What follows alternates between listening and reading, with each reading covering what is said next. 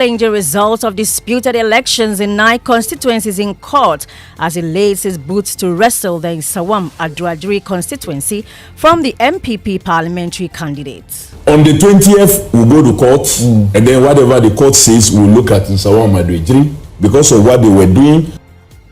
MPs returned to Parliament this morning after weeks of deadlock. We will bring you details. And later in the bulletin, we'll tell you the story of 3 communities in the Volta region which share similar fate: lack of access to safe drinking water. By the time they return from the stream, it's already time for break. The former source of water that we normally use, we get a lot of diseases from it. I give it to MP, but nothing has shown. Thanks for staying with us. This is Joy News, home of independent, fearless, and credible journalism. I am Hannah Odami with the details. Now, President-elect John Mahama says his office has requested a meeting with the IMF to engage on the implementation of the bailout program. Ghana secured an IMF extended credit facility worth $3 billion in the year 2023 after the Akufo-Addo administration opened formal negotiations with the IMF. Speaking in an interview with VOA, Mr. Mahama assured his government will not cancel the program signed on by his predecessor. We're going to have to be dealing with stabilizing the economy. Unfortunately, in this circumstance, we have 2 major issues. 1, macroeconomic stability, and 2, debt sustainability. In all the other times that we've gone to the IMF, it's just been for macroeconomic stability. But we have twin problems now. And so we're going to continue the IMF program.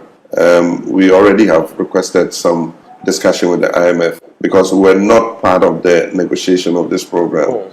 And so we need to look at how we can all be on the same wavelength in terms of implementing the program. We're not going to jettison the program. I want to make that clear. We're not jettisoning the program. But within the program, I'm sure that there can be some leverage for tweaking it. He also reiterated his commitment to maintaining the free senior high school program.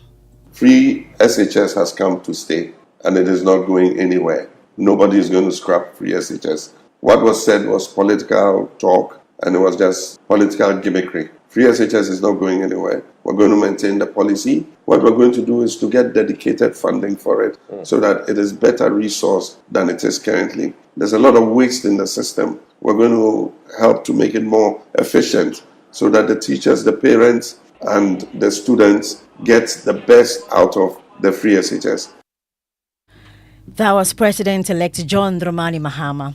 The National Democratic Congress has served notice of challenging the results of disputed elections in 9 constituencies in court. The Electoral Commission over the weekend defended its decision to recount results in the 9 disputed constituencies, citing instances where officers were allegedly coerced or forced to declare results in favor of a specific party. But Member of Parliament for Buem constituency, Kofi Adam, says the EC's figures of the results is in contention and inaccurate. Meanwhile, the Electoral Commission says although it is open to an amicable solution of post-election disputes, it is working to avoid setting a bad precedence on election integrity. Here's Deputy Chairperson of the EC, Bosman Asari, stating what his outfit will do to resolve all the impasse. The Electoral Commission as an institution doesn't care who wins presidential, who wins parliamentary. That's not part of our mandate. Our mandate is to ensure that the processes leading to the election of the president, the processes leading to the election of our parliamentarians, they follow what have been specified in law. The commission is amenable to anything that will ensure the integrity, protecting the integrity of our process. Well, the MP for Buem constituency, Kofi Adams, is urging the Electoral Commission to allow the court to take charge over all election disputes. The law doesn't give the EC that mandate. It is only the court, through an election petition, that can overturn a declaration so that we don't agree. Tema Central have also already been declared. All these declared ones, there are no contentions whatsoever. On the 20th, we'll go to court, and then whatever the court says, we'll look at Nsawam Aduaduri. Because of what they were doing at Tesanu, we went to court and we've injuncted that process. I think Tepa, Afuano North, for no southwest. Right. It's 3. MP for Buem constituency Kofi Adams there. Meanwhile, the National Peace Council is worried that escalating post-election tension could negatively impact the Ghanaian economy. Reverend Dr. Ernest Edujemfi, who is chairman of the National Peace Council, says if the tension is not resolved, it could injure the economy. Well, our hope and prayer is that this issue should be resolved as quickly as possible. You know, on another platform, I was telling the media that, look, business people are looking at doing business for Christmas. They want to sell their goods. They want to make money at the end of the year. And we are not doing all these things overlooking the economics of the country. So people want to do business. We have a project in this country where around Christmas, a lot of people from the diaspora come in to celebrate Christmas here. This tension does not help us economically. And I think that all of us must begin to look at that bit of the country and not look at it only in terms of politics. What does it do in terms of our economics? Moving on, members of parliament will be reconvening to sit this morning after weeks of deadlock following the seat vacancy controversy. The House was adjourned indefinitely following the refusal of NPP MPs to appear in the chamber despite their own recall of the House for an emergency sitting. Their reason being that the NDC had taken over their majority side of the House. Speaker of Parliament Alban Bagbin has recalled Parliament on his own volition. Parliamentary Affairs correspondent Quartey Asante looks ahead. The last time Parliament sat, the NDC had a total of 137 MPs on its side. But after a sweeping victory in the 2024 election, the party can boast of at least 185 seats in the next Parliament starting on January 7, 2025. Parliament has not sat for close to 2 months following a deadlock created by the declaration of 4 seats as vacant and its attendant controversy. The Supreme Court has settled the legalities, but the political aspect of this controversy lingers. The main item on the House's agenda is the mini-budget meant to cater for the first quarter of 2025 before John Mahama presents his first budget when he's sworn in as president next year. The outgoing NPP government also has some key business before the House that the NPP MPs will be looking forward to transact. This includes tax waiver requests, loans, and a number of bills. And Quartey Asante will be bringing us all those details from Parliament. You can stay tuned to your superstation, Joy 99.7 FM and on myjoyonline.com. Well, for years, the communities of Pelikope, Dosiakope, and Wodokpo have shared the same burden, no access to safe drinking water. With the nearest sources often miles away, residents have suffered sometimes from waterborne diseases. But hope has finally flowed into these villages thanks to the Rotary Clubs of Accra West and Telok. My colleague Michael Ashali has the rest of the story. In Pelikope, Volta region, residents walk for hours, not for clean water, but for any water at all. Moses Akpovi, a resident of the Pelikope community for over 30 years, recounts how search for water often takes them miles away, sometimes spanning 3 neighboring communities. We dig a well here about 27 years ago now. So we are fetching the water in the well knocked down. The local assemblyman, Sachi Neiram, overwhelmed and running out of options, struggled to gain a response from government officials despite his relentless appeals. I give it to MP, but nothing has shown.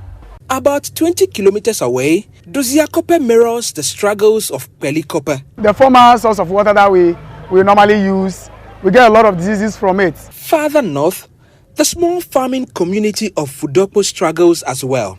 Millicent's children sometimes miss school because of the long trek to the nearest stream, a situation she fears could permanently derail their education. By the time they return from the stream, it's already time for break. Residents of Pelikope, Dosiakope and Wodokpo finally have clean water close to home thanks to the Rotary Clubs of Accra West and Telok with support from Meaningful Life International. For Joy News, Michael Ashali. Happy one there for them. Now we leave you with the excerpts of Joy FM's Festival of 9 Lessons and Carols that was held at the Labadi Beach Hotel. Thanks for joining us. I am Hannah Odami. Where the prophet Isaiah said in Isaiah chapter 9, verse 2, 6 to 9, he re-echoed God's covenant and promise, but this time he added a little more detail. He told the people of Israel that the promised offspring would be the light of the world. The sun is given unto us.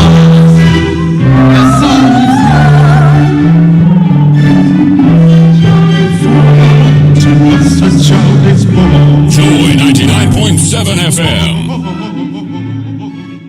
Hello everyone, I'm Hanefriye, the Health and Safety Manager of Total Energies Ghana.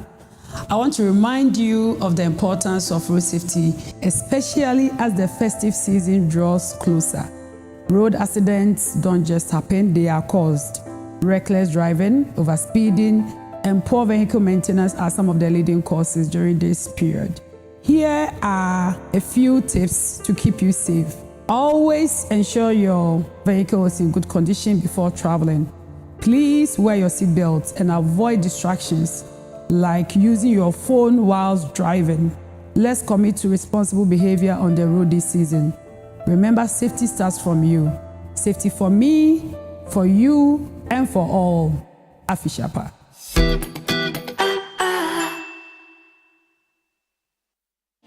Are you a female entrepreneur, young business owner, agribusiness, fintech, or agri-tech venture? This one's for you. We see your need for funding for your business, and we believe that your story matters. So in partnership with the MasterCard Foundation, ABSA is offering you collateral-free loans of up to 1 million Ghana cedis at 10% interest rate per annum.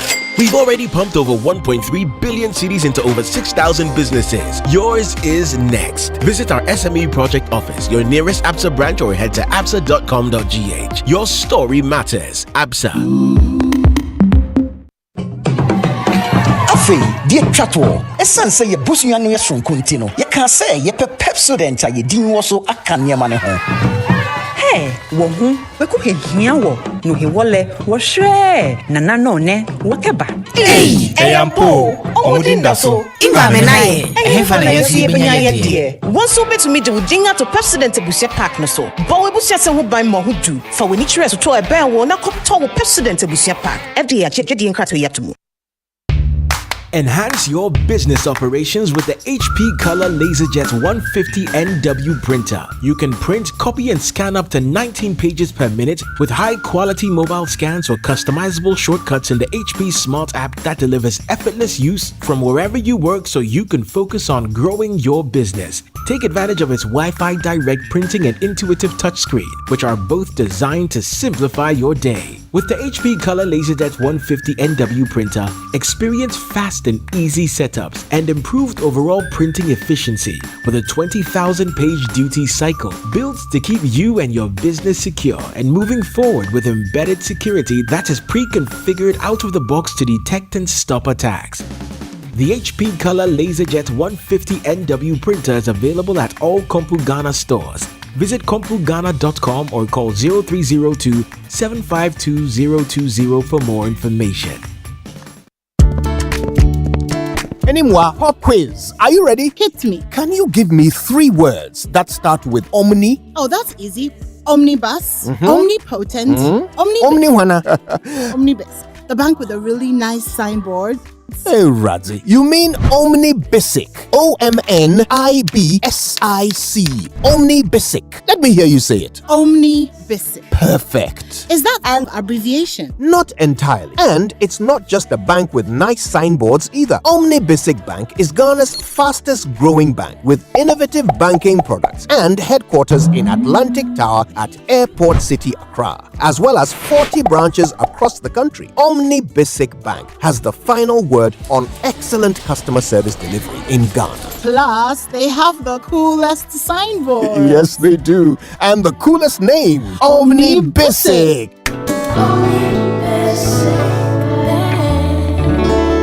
At your service. Your preferred retirement partner, Apex Trustee, offers you an unmatched pension administration service that guarantees a cheerful life of retirement for both formal and informal sector workers. Our Progress Occupational Pension Scheme, the Progress Provident Fund Scheme, and the Progress Personal Pension Scheme will help you achieve financial peace of mind during retirement. Apex Trustee provides employer-sponsored schemes, including staff welfare schemes, seeking to outsource the day-to-day administration of their second-tier occupational pension and third-tier provident fund schemes. Start the quality lifestyle journey you envisage for your retirement now. Call us on 0504 368048 or 0256 793330. Apex Trustee, a joyous retirement begins here. In September, 17-year-old Achue Soa in Teshimami, along with 461,000 others, will sit for their final SHS exams. When the exams are over, Achue will be the ringleader of the celebration. Powder flying, signatures, and "I was here" some scrawled on every surface. But when her results are released mid-December, she may not be part of the 30% who would gain university admission. But what if there was another way for Achue to go to university like she always dreamed? Introducing Pathway by ALX. Your access to global universities, scholarships, and funding opportunities. Go to www.alxafrica.com to learn more. ALX, do hard things. SG Ghana Visa card, SG all the way. Oh, what fun to get cash back on your Visa card. Oh, SG Ghana Visa card, SG all the way. Use your SG Visa card and get some money back. From now to 31st December 2024, get cash back each time you use your SG Ghana Visa card to make payments when shopping, buying fuel, making payments online, or using a POS terminal. It's simple. Shop and get cash back only with SG Ghana Visa card. Use your SG Ghana Visa card or get one today. Terms and conditions apply. Societe Generale Ghana. The future is you.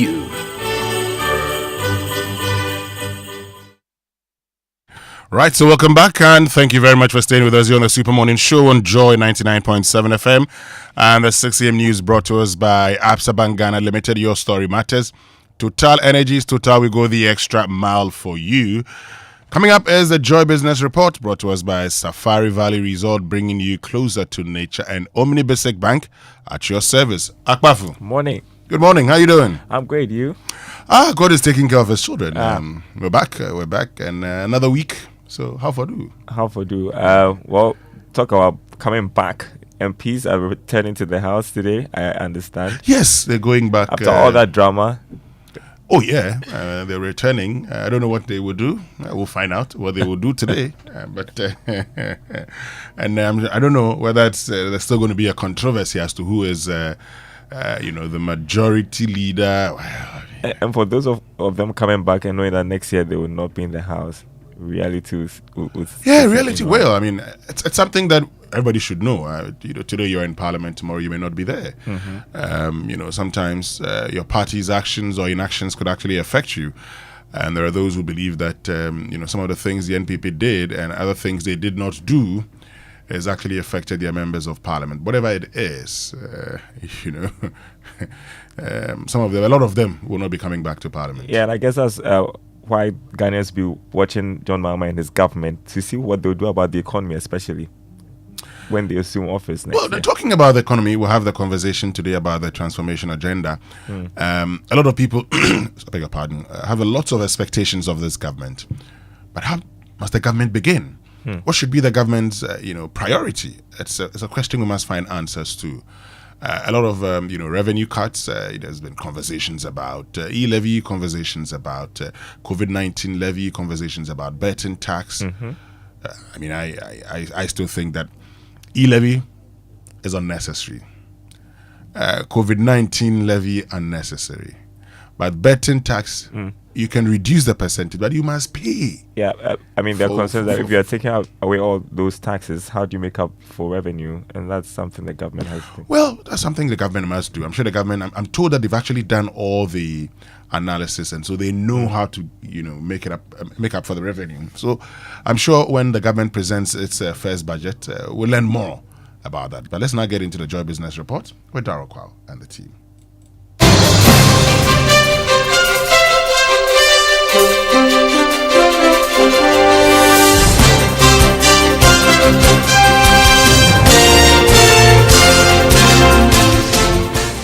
Hello, welcome to the Joy Business Report. Coming up this morning, President-elect John Mahama vows to make stabilizing the economy his major priority as he admits current IMF program could limit proposed reforms aimed at turning things around. Also coming up, Minority Leader Ato Forson's name comes up strongly as top contender for consideration as Finance Minister by President-elect John Mahama. Also ahead, prices of petroleum products expected to be reduced at the pumps this week, with city stability and drop in crude oil prices cited as major factors for the review.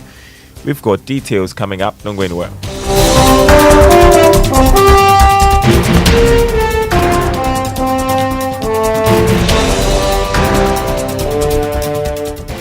My name is Darryl Kwao. Thanks for being with us. Hello to our friends listening from Kofu Radio and KTU Radio. President-elect John Mahama has vowed to make stabilizing the economy his major priority when he takes over government from January 7 next year. He has also noted that dealing with the rising debt and containing rising expenditure will be a strong focus. The president-elect disclosed this in an interview with news network Voice of America. He, however, maintains the current IMF program could limit proposed radical reforms to stabilize the economy.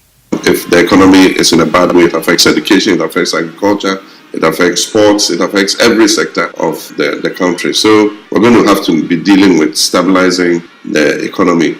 Unfortunately, in this circumstance, we have two major issues. One, macroeconomic stability, and two, debt sustainability. We're not going to jettison the program. I want to make that clear. But within the program, I'm sure that there can be some leverage for tweaking it. And so if we're able to reach that agreement, then we'll continue the program till it ends. What it means is that the budget must align with the IMF program. So there's not much leverage in there for making the kind of radical reforms that you might immediately need to make. But we would accept the reforms that are being made under the IMF. Bringing down inflation is number one priority. Stabilizing the currency is number two. Bringing the deficit down, increasing revenues. I mean, those are the things that we need to be looking at. That was President-elect John Mahama. Well, the IMF has revealed that it will be open to rework Ghana's program as long as it doesn't affect ongoing reforms. This is the latest information Joy Business has picked up from the IMF in Washington, D.C. over plans by the incoming government to renegotiate the program. Here's George Affe with more. This is the latest information that Joy Business is picking up from the International Monetary Fund as a result of the push by the incoming administration to renegotiate the fund program. Last week, the IMF in its staff report revealed that any proposed changes to the program should be in line with the key objectives of the Extended Credit Facility program. But the fund has gone further to explain that whatever the incoming administration would propose in terms of changes to the program should not affect the current reforms aimed at stabilizing the economy. Now, this because these reforms are needed to bring about the needed turnaround of the economy. George Affe with that report. Now, telecom operators are projecting some strong pickup with mobile money transactions from next year. It follows assurance from the president-elect that he would remove the levy on mobile money transfers in his first 100 days in office. The Bank of Ghana data has shown that mobile money transactions at the end of October this year reached more than 2 trillion cedis. Chief Executive of the Telecoms Chamber, Ken Ashibe, revealed that internal research shows that the tax did impact on transactions. Once the e-levy goes away, what it's going to do is that it is going to open up the space. It's going to drive a lot of utilization. So again, the good thing to even look at is that even with the reduction that we got from the 1.5 to 1%, you immediately have seen the volumes grow up. And then if you go back and you do a double integration, the rate at which the e-levy was growing prior to the imposition of e-levy, we have still not been able to do it. If you even look at the level of investment that was coming into the fintech space, a lot of them that left because e-levy had been imposed. And we believe that that is going to happen, and the data supports that particular one. You had Chief Executive of the Telecoms Chamber, Ken Ashibe. Well, speak of taxes and levies, the Ghana Hotels Association says it will push the incoming government to consolidate all taxes imposed on them. President of the association, Dr. Edward Akanyameke Jr., revealed that it would make it easier for the country to achieve its 1.2 million tourist target. He spoke to Joy Business at the opening of Manor Heights Hotel in the Central Region. We had an input in the NPP's manifesto and an input in the NDC's manifesto because we saw them as the two leading parties. One of them has been elected, so it means that it's been a win-win game for us. So we are going to hold NDC to their manifesto because they met us, made an input, and fortunately they included it in the manifesto. So we are going to look forward to the implementation of every item in the manifesto. And if they do, we believe that it will take the tourism and hospitality industry to the next level. Dr. Edward Akanyamike Jr. is president of the Ghana Hotels Association. Well, so Minority Leader Tuforson's name has come up strongly as top contender for consideration as finance minister by President-elect John Mahama.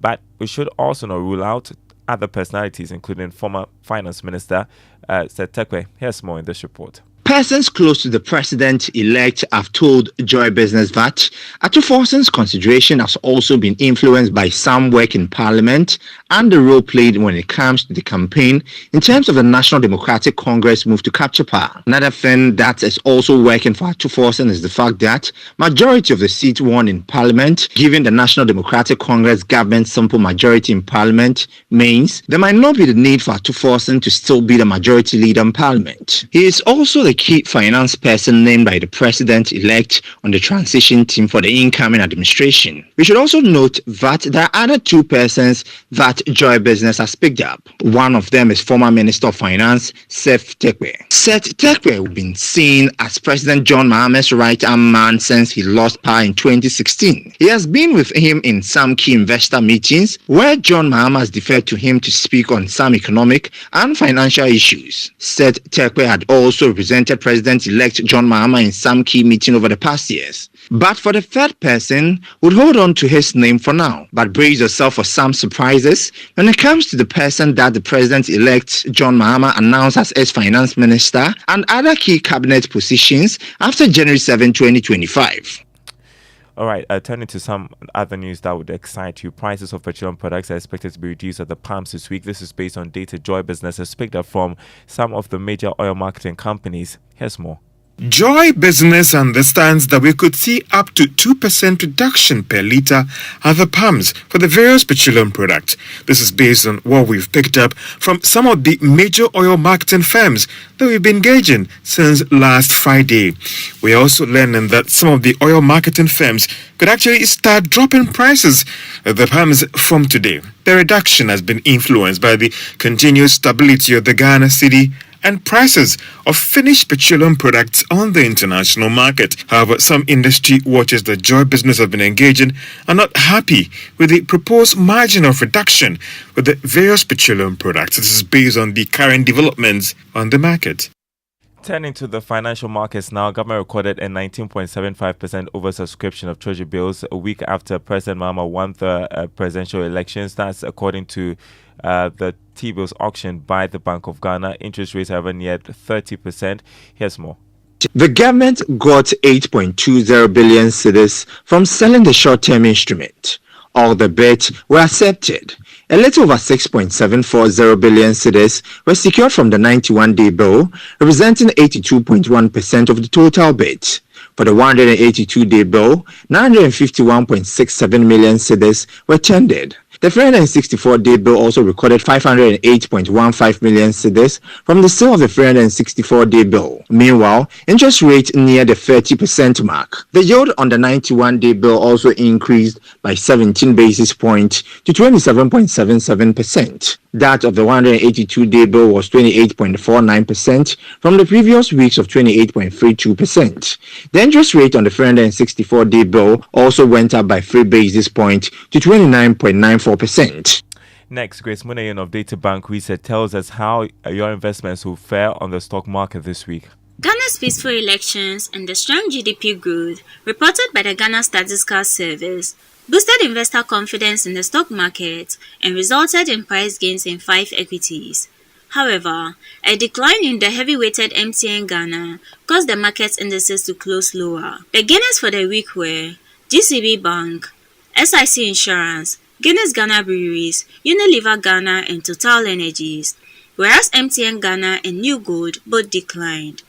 Consequently, The Ghana Stock Exchange Composite Index lost 0.10% weekly to a year-to-date gain of 51.22%. Whereas the Data Bank Stock Index declined by 0.06% weekly to a year-to-date gain of 47.63%. Weekly turnover surged by 5 times weekly to 36.25 million Ghana cedis after trading 5.04 million shares over 24 counters. MTN Ghana and New Gold dominated trading activities last week and accounted for 96% of the market turnover. On outlook for this week, we expect the share price of MTN Ghana to rise due to outstanding bids above market price. For Joy Business Report, Grace Munanyun of Databank Research. On the currency market this morning, the dollar going for 16 cedis 20 pesos. That's what the forex bureaus are offering clients. The British pound 20 cedis 15 pesos. The euro going for 17 cedis. If you're doing business with the commercial banks, the dollar going for 14 cedis 70 pesos. On the commodity market, crude oil went up marginally from yesterday's trading, selling at $74 a barrel. Gold trading at $2,652 an ounce. Cocoa now going for $11,300 a ton. That's it. More news on our website, myjournline.com/business. Back to Winston and the team. Thank you very much, Akbafu. So 16 cities, 20 pesos. Been there for a while now. Okay, but I saw the Bank of Ghana with a 14.85. Yeah, I think that's the interbank rate. Interbank rate, but that's too. I mean, the difference is too much. More than a city. More than a city. Or you're telling me of some deal. I don't think I'm going to say it on the air, but yeah. But yeah, the gap is quite. Yeah, I mean, the variation. Anyway, we'll look at that later. Thank you very much, Daryl. Let's have our inspirational song for today. Is one by Joe Metal. It says Afro Christmas, featuring Nana Yao Oforiata. Let's listen to it. Hey, let's go. Are you ready, everybody? Hey, hey. Everybody, let's go. Yes, yeah.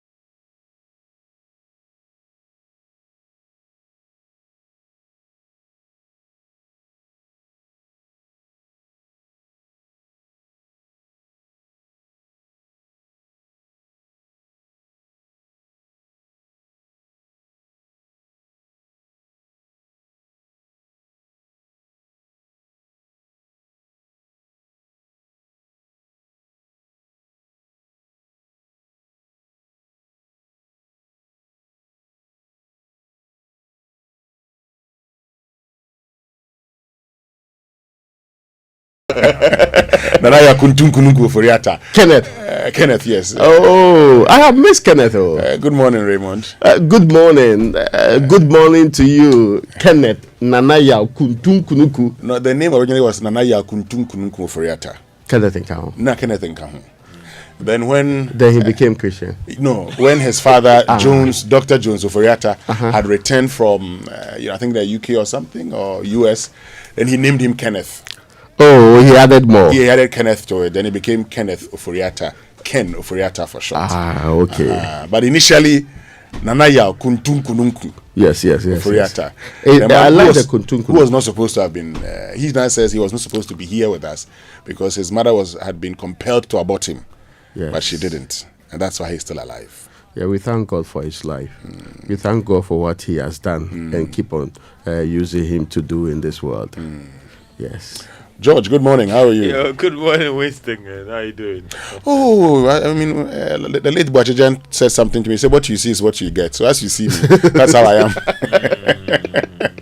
He says, what you see is what you get. So as you're seeing me, that's what I am. As you see me. When you ask us, say, be a boko. So if your outfit is a reflection of your pocket, then it looks like things are quite good. I mean, yes. It is reflected. Yeah, the cufflinks and people everything. Are enjoying in this country. Others are suffering. It is always problematic. It's always like the ABTE. But it's you. When you drive through town in the night, or you end up bumping into certain places, you struggle to understand. And I'm using my words carefully. The thing that everybody is struggling. Well, I mean that people are. So you see, this is the point. Yeah. That person whom you think is having fun is actually having reduced fun. So he tells you he's struggling. When you get the point. Yeah. Now, somebody's dream is to be like me. My dream is to be like another person. So at every point in time, and some of us, our dream is to be like Jesus Christ. So at every point in time, you may think times are so bad. But somebody looks at you and says, how I wish I had what you had. Listen, I'm not even looking at the standard of living or the way people are living their life. It's about the level of fun people having their enjoyment. Yeah, that's so. It's not because somebody is one a brand new shirt to share work. I want to equate that if you don't have doubting. Money, if you don't have money, you cannot have the fun we're talking about. Yeah. But what I'm saying is that you may see me having fun. It looks fun to you. But that's not fun to me. I may want more. When people are buying tables at pub for, I actually 10,000 and all the rest. My guy actually heard of a team that could go to the club and buy a drink for 100,000 Ghana cedis. If you tell me to go and buy a drink for 100,000 Ghana cedis, I'll tell you why. Anybody who drove through Afrikiko,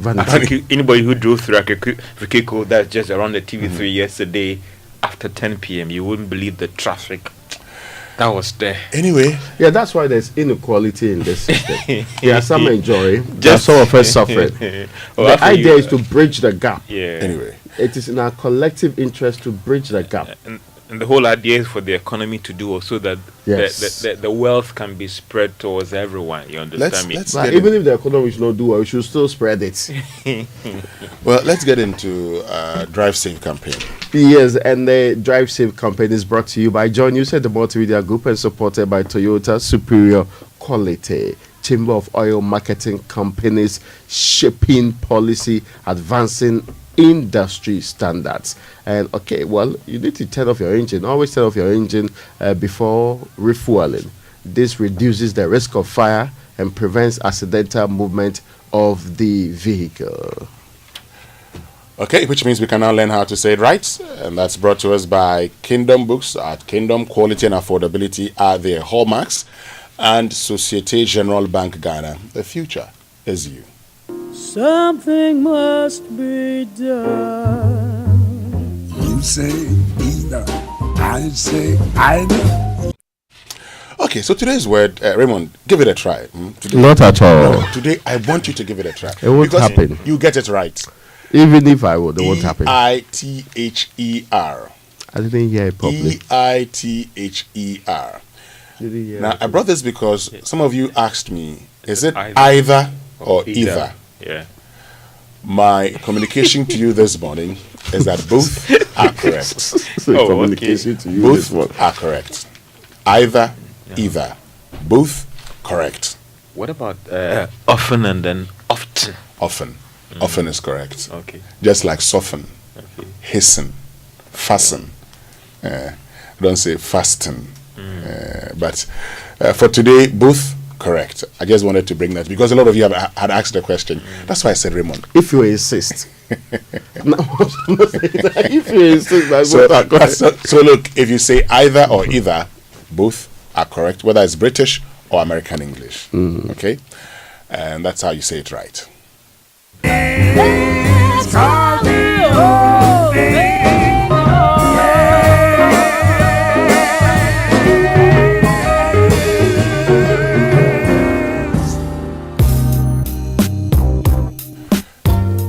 And before we get into the newspaper review brought to us by Syntex Tanker, you're stronger, you're tough, and Access Bank more than banking, let's bring you a wrap of Newsfile over the weekend.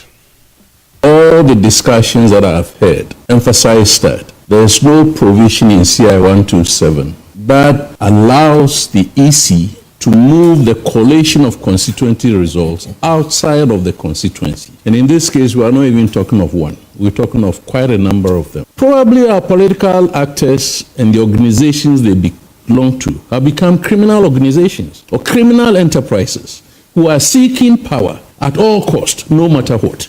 It cannot be something that anybody will say that I don't have my pink sheet. It can't be. By the way, was it not the EC in CI 127 or whichever one who said that the ballot station declarations, i.e. that pink sheet, will be pasted on a public notice board? It's a right to ask for recollation before declaration. But once the results are declared, the only platform left for you is the court. It is only in the court that you can prove whether you did the declaration under duress or you did the declaration with half polling stations or quarter polling stations or three-quarter polling stations, or you ignored some figures, or you change figures that are meant for candidate A for candidate B. What is necessary is lawful. And you had a situation where things dissolved to a point. They, deteriorated to a point where it was necessary to go to a place which had more security. So as far as I'm concerned, it doesn't change the votes. It doesn't change what is on the pink sheet. There is a certain exercise that is being conducted, and it needed to be done in an atmosphere of greater security. And that is why that became necessary. But I think over the years, we've sort of tolerated impunity in relation to crimes committed during elections by individuals, by political party actors, and sometimes even by EC officials or officers. Because I don't remember the last time when, after elections, we are told, well, somebody has been prosecuted and jailed this number of years because the person was involved in this offense in relation to the election or otherwise. I think for me, there are also questions about how the EC itself also sort of looked back on that process, the previous process, that is the 2020 process, and how it's brought forth certain lessons with it. But given that we have come back to some of these issues, I think the issue is what we did. Was it, how did we engage all the other actors, all the other stakeholders, the political parties? What did we arrive at? Because the bottom line is that you want to be able to deepen trust.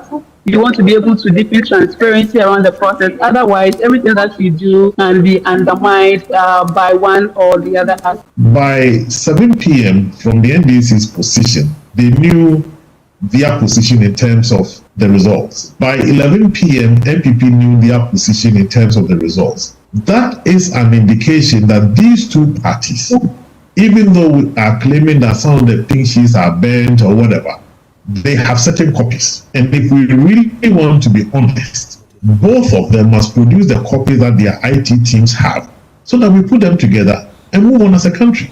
The Electoral Commission as an institution doesn't care who wins presidential, who wins parliamentary. That's not part of our mandate. Our mandate is to ensure that the processes leading to the election of the president, the processes leading to the elections of our parliamentarians, they follow what have been specified in law. So for the Electoral Commission, we have sworn an oath to do that.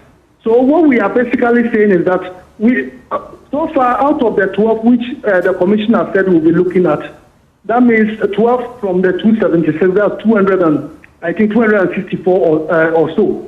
All of them, we've never had any complaints.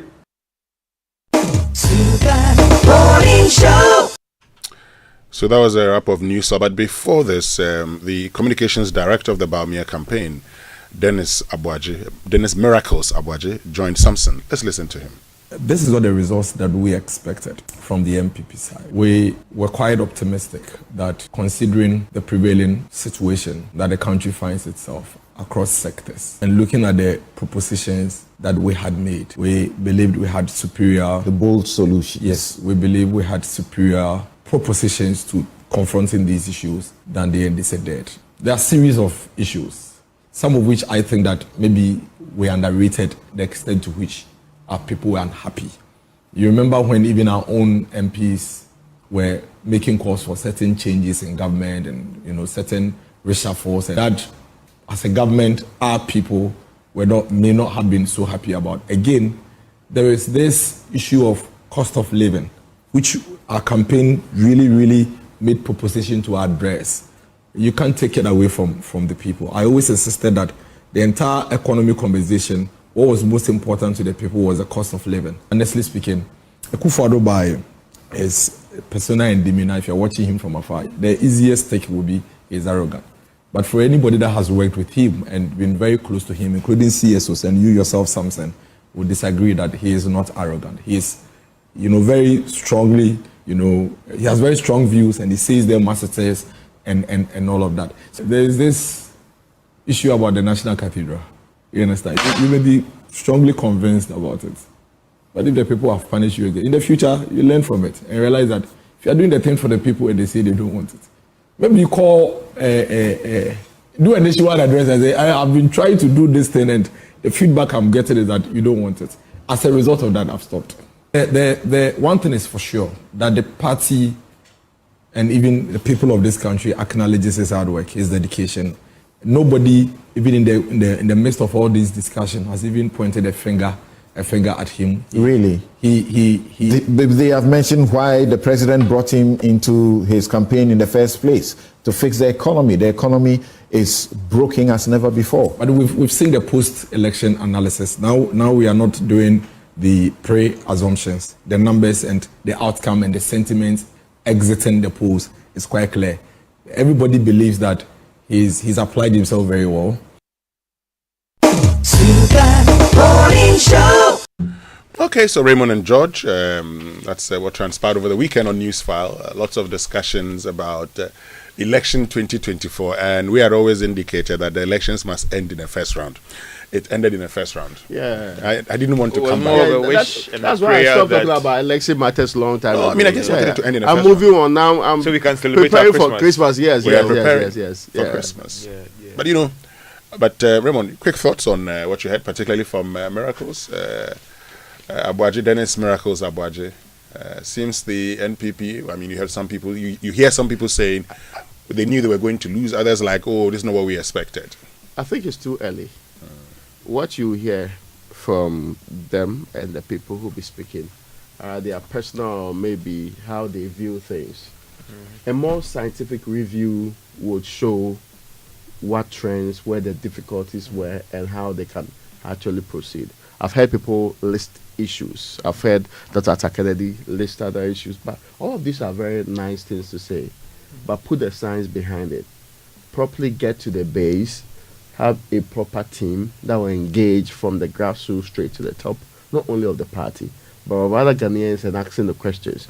Why didn't you vote, or why didn't you vote for us? I hope you get the point. I expect the party and its agents to step back. The accusations, the counter accusations, you took money, then you didn't work, we gave it out. All of these are initial reactions, fine. But if you really want to correct your ways, you need to properly situate the problem. I think it was strange that many thought that the NPP was going to win and win with the showing that some of us were told was going to happen. I mean, it was all the odds, and everybody who understood this were against the NPP rather. Yeah. So it's good to be upbeat about it, but you put up a good fight. And I've said it before, even without the difficulties that we are currently facing, Akufo-Addo did not win after John Kufuor. Yeah. Even without the difficulties that we are facing. In fact, as of that time, the biggest problems were whether they have arrested some Taxi drivers for, and fuel prices. Yes, and if I check the fuel price at the time compared to now. So the conditions we took into this election were extraordinary. So plus all the other factors that affect an incumbent government. So it's not shocking. Many are rather shocked about the gap, the difference. And that's what proper science would show, that this is how the people voted because of this and that reason. In 2016, the NDC was put together the late Kwesibuchi Commission to do some But you see, work. because they suspected the outcome there would be wasn't that palatable for the party. True, but still you work with it. It looks like they went back to do their homework. Look, I've heard people say, for instance, oh, it's apathy. Oh, it's apathy, and that's it. I mean, that's the end, and they ended there. It's apathy. No, what is apathy? But hold on a minute. Oh, our voters didn't. When you hear the NPP guys, oh, our members didn't turn out to vote. But you know what I But found? that's it. Okay, you before you even proceed. See, there's no guarantee. Me, I was on the 2012 register. Ahead of the 2020 register, they didn't register me. So if I voted in 2012, how do you count on me not voting as part of the people who are going to vote in the election? Well, of course, you know. So which people are they talking about? Because they looked at the figures from 2020. But there's no guarantee that it's the same set of people are the ones who are sitting on the register. They look, but also but because you see, the 2020 register is the same register now. They just added new names to it. But this is the problem. Because it was the same register with new but additions. 50 people in a household. You can vote, and I can decide not to vote. Next time we will switch. But that's the point they're making. That, their members, because Akufo-Addo had 6.7 million votes, and Dr. Bawumia gets around 4.6 million, the thinking is that... But are you guarantee yourself that 6.7 are all NPP members? Relax. But let me make the point you understand. And so then John Mahama gets around 6.3 million from the 6.2. It means he had the same. But this is the point. I have just realized, and I mean, you and I were in the studio, that while the NPP members of parliament had their votes reducing, they were all performing better than Dr. Bawumia. You realize that? The NPP members of parliament, the parliamentary candidates, actually had more than 500,000 more votes than Dr. Bawumia. So you just cannot say that, oh, John Mahama's votes just increased by, oh, it was the same. I mean, his votes from 2020 are the votes that he got. No. In fact, there are people who went out there, voted for NPP parliamentary candidates, but did not deem it necessary to vote for Dr. Mahmoud Bawumia. I have said that this is a verdict on Akufo-Addo's governance. But there is more to it also. Not just a verdict on Akufo-Addo's government. That could be the main issue, but you now would have to, and that's why I agree when people say, don't just sit down and say, oh, the economy, our members did not come to vote. Look, the NDC did it in 2017. The NPP should scientifically find out why they lost. When you, for instance, you say, oh, free SHS, people should come out from schools, you give them break so they can go and vote. Thinking that because children, enjoy free senior high school, they'll go and vote for the government. I have seen a lot of children who have complained to me anytime I've been to secondary schools about what they eat. Was it not on this show that we did a program on free SHS that the president went to Cape Coast and said that a radio station in Accra was attacking free SHS? Waging a war against free SHS. If your child is in a secondary school that you have to pay 3,000 cedis a month to a master's wife on campus to cook for your child, if your child, one of my friends who sent his child to school just last month came back and said, this is an NPP man. He said he was not going to vote for the NPP because of how they were handling free SHS. I asked him why. He said, Nyami, my daughter has been eating gari and soup since she got to school. when you say this, MPP members will fight you. They say it is not possible for people to do that. President Akufo-Addo himself will get involved and say you are waging a war. Do you think that child who suffered would go and vote for you? Do you think that a man who lost money as a result of the domestic debt exchange, his whole savings, that today there are people who made hundreds of thousands and millions while they were working, having to beg to eat, that man will go and say because you are promising him bold solutions, he will go and vote for you. But it also takes voters to have a concern with a party A or party B to exercise what you call apathy. So, for instance, if I think that, okay, you know something, I will not vote for another party. Quickly, let's do the Daily Guide. Lead story, police investigate in Saroma Drudgery shootings, and E-Transact Ghana launches and Puntu launch AI payment for accelerator for startups. EC dismisses 4 parliamentary candidate declarations, and also even Chaka Chaka headlines. Africa Festival in Equafri won with 414 votes margin when it comes to her seat for that electoral area, and those are the lead and the back stories. page talks about Kotoko's victory over Hearts of Folk. Yes, But let's of continue. course, yeah. Yes, let's continue to let's get to the online news review brought to us by Zenith Bank in your best interest and Goil Good Energy Goil. Yenai and dear. Now, dear valued customer, when was the last time you used your Zenith Bank account? If it's been a while, we want you to know we miss you. This festive season, give yourself the best gift ever. Reactivate your dormant bank account and rediscover the amazing benefits of being a member of the Zenith Bank family. Experience true convenience and an excellent range of banking products and services designed to meet your every need this Christmas and New Year. When you reactivate your Zenith Bank account, don't wait. Simply visit zenithbank.com.gh or visit any Zenith Bank branch near you to initiate the process of reactivating your dormant Zenith Bank account. We look forward to welcoming you. Zenith Bank, in your best interest. Well, Goil Good Energy brings you Goil Super XP, the ideal choice for most vehicles, and is flowing Wawa at many Goil stations in the country. Just go fuel up your vehicle and enjoy the smooth ride with all the benefits. Goil Super XP, ufilia, ube fili. Goil Good Energy Goil, which means we can go for the BBC News. Yes, and it's brought to you by Fidelity Bank. Believe with us, Old Mutual, 10 years of greatness in Ghana, here for a lifetime. In northern Sweden, reporting on a crisis at one of Scandinavia's top startups, the electric battery maker Northvolt. I'll be investigating its impact on workers and Sweden's green tech ambitions. This is the BBC World Service, the world's radio station.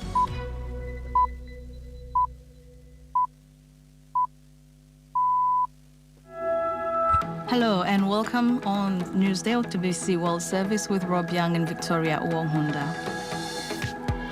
Rescuers are on the way to the French Indian Ocean territory of Mayotte, which is reeling from the impact of Cyclone Chido. It's feared that hundreds of people have been killed. Syria is still coming to terms with life without President Bashar al-Assad, and as the days pass, more evidence about the horrors of the Assad rule continue to come to light. It is terrible, terrible. There are bags of urine on the floor. They couldn't go to the toilet, so they had to put urine in bags. The smell, there is no sun or light. I can't believe people were living like this when we were breathing normally and living our normal lives. And Israel says it will expand settlement building in the occupied Golan Heights. We'll ask what this could mean for Syria's rebel leaders after a bulletin of the latest world news. Hello, I'm Neil Nunes with the BBC News. The impoverished French Indian Ocean territory of Mayotte is in a race against time to help victims of the cyclone that tore through it on Saturday, flattening whole neighborhoods. Residents of the main town describe the scene as carnage. Hundreds are feared dead. Richard Kagoe has this report. Hundreds of rescue workers, including reinforcements from France, are combing through the debris, desperately searching for survivors. Emergency operations have been severely hindered by widespread damage to infrastructure. Power lines are down, roads are impassable, and many buildings have been destroyed. Meanwhile, Cyclone Chido made landfall in the coastal city of Pemba in northern Mozambique on Sunday, damaging buildings and triggering flash floods. As the storm weakens, heavy rain and strong winds are now moving inland to southern Malawi and Zimbabwe. The campaign group Human Rights Watch has called for a United Nations mission to be deployed on the ground in Sudan to protect women and girls from sexual violence. It says widespread rapes committed by fighters of the paramilitary Rapid Support Forces are a war crime. Belkis Waller from Human Rights Watch traveled to Sudan in October with her colleague and compiled a report on the violence which was released today. She said the women who managed to escape the paramilitary fighters were having difficulty accessing support. Some of them had been able to get to a doctor, but usually it was quite some time after they had been raped, because they had been raped in areas where there was fighting going on. They had to flee very quickly. And one thing none of them had any access to was any kind of psychosocial support. And the women I interviewed, I can tell you, are really experiencing extreme trauma from their experiences. Diplomats are stepping up moves to establish initial contact with Syria's new rulers. The Islamist group now controlling Damascus, HTS, said its leader has held discussion with a UN envoy. The US and Britain have also said they're now in touch with the leadership in Damascus. More from Barbara Blatasha. In the weeks since rebels ousted Syria's President Bashar al-Assad, international and regional diplomats have moved quickly to establish contact. The Islamist leader Ahmed al-Shara has met a UN envoy. A rebel statement said they discussed the new reality that he believed made it necessary to remove his group from a list of designated terrorists. A Qatari delegation has now met members of the transitional government. Qatar and Turkey are reopening embassies they closed more than a decade ago. And a French diplomatic team is due in Damascus today. The family of one of India's best-loved musicians, Zakir Hussain, say he's died of lung disease in a U.S. hospital, aged 73. He's regarded as one of the greatest ever players of the tabla, an Indian percussion instrument. This is the world news from the BBC. South Korea's Constitutional Court has begun reviewing the impeachment case into President Yoon Suk-yeol after he was suspended from office by MPs on Saturday. It says the first hearing will be held on December the 27th. The court has 6 months to rule on whether to uphold the impeachment. Medics and civil defense workers in Gaza say Israeli bombardments on Sunday killed at least 53 Palestinians, including 3 rescue workers and an Al Jazeera cameraman. There were fatalities throughout the strip, including in Gaza City in the north, the Nusayrat refugee camp in the center, and a school in Khan Yunis in the south. The interim leader of Bangladesh, Mohammed Yunus, says elections will be held either at the end of next year or early in 2026.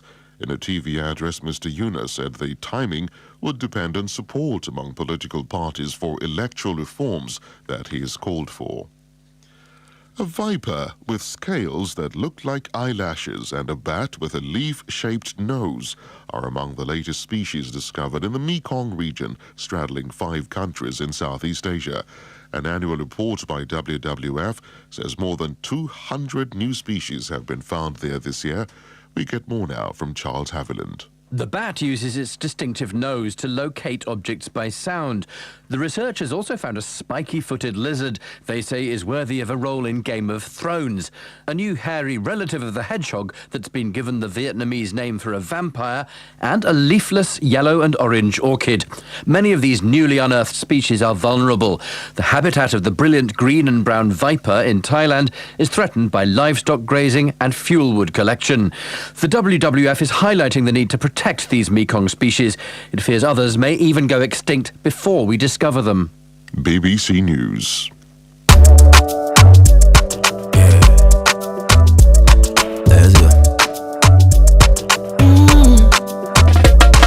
My body, when you wake up in the morning and you know the money calling, oh, you go work, but you know it's out in your side. If I believe with us, if I hold my hand and believe, cause you know it's out in your side. And when you dream, no say I live for you. And when you hustle every day, many wanna go. Anything you do, I live for you. Many want. If I believe I live your side, fidelity. If I believe with us, fidelity. if I know I dey your side. Fidelity.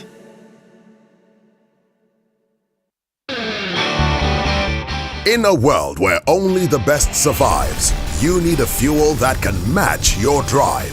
A fuel with unparalleled protection for your engine, superior efficiency, and unrivaled performance. A fuel so unbeatable, when you get behind the wheel, you'll focus on what really matters. The journey ahead. That fuel is Shell V-Power, because no other fuel gives your engine better protection, better efficiency, and better performance. Be unbeatable. Drive unbeatable. Shell V-Power. Shell. Go well.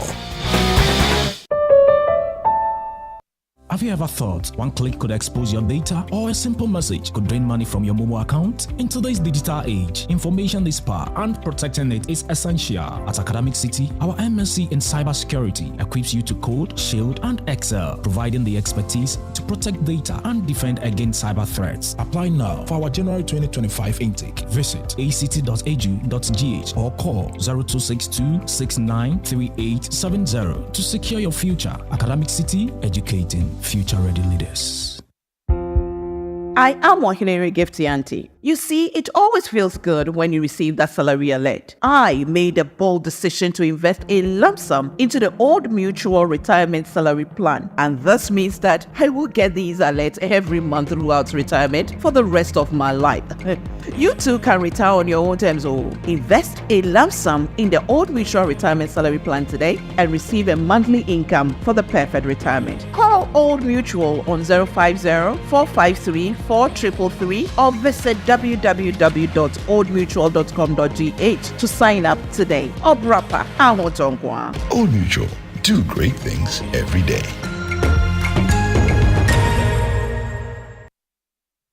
It's the most action-packed breakfast show in town. The hottest music, the best giveaways, the great interviews, and all the laughter and fun you can imagine. Don't miss the Super Morning Show on Joy 99.7 FM. It's the best breakfast show in town.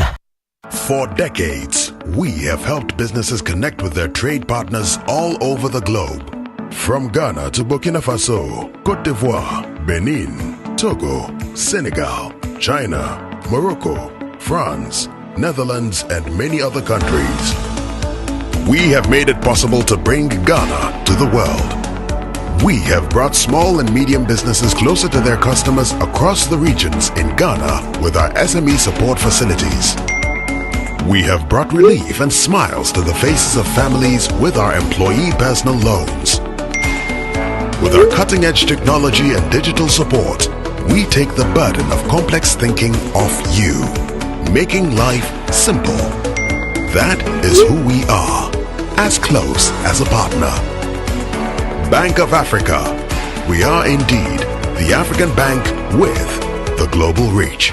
For over 60 years, Good Energy has served you top quality fuels.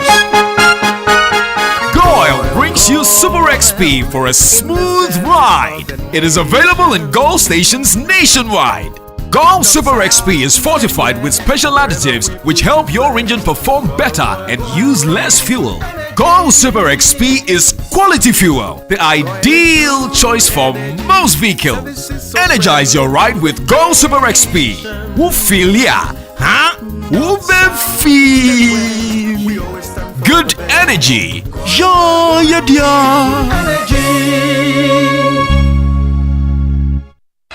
Reliable, check. Comfort, check. Strong, check. Tough, check. Tried and tested, check. Affordable, check. Comes in so many colors and sizes, check. Suitable for domestic and industrial use, check. Choose quality, choose Syntex Tank. Available nationwide and comes with 7-year warranty. And remember, Syntex Tank is a caring brand too. Syntex Tank, a strong, a tough.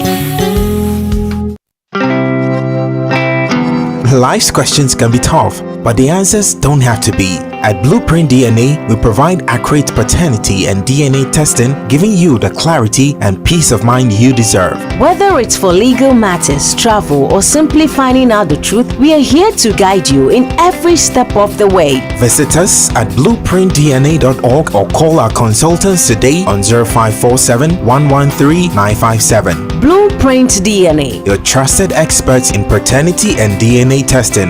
We are available nationwide. Dear business owner, congrats on not giving up on your business. You deserve a medal, and your business deserves to be taken to the next level. In fact, it's about time you run a Zenith Bank SME account so you and your business can enjoy the perks of the Zenith SME Business Card. Oga and Oga Madam status. The Zenith SME Business Card is a Visa debit card for making secure payments for goods and services. Enjoy great benefits such as free customized digital SME training, free marketing toolkits, access to Visa practical skills training, and more. Unlock the potential of your business today. Visit any Zenith Bank branch nationwide and sign up for the Zenith SME Business Card, the ultimate payment solution for SMEs. For more information, visit www.zenithbank.com.gh or call 0302 680-884 or 0307-086-370. Zenith Bank, in your best interests.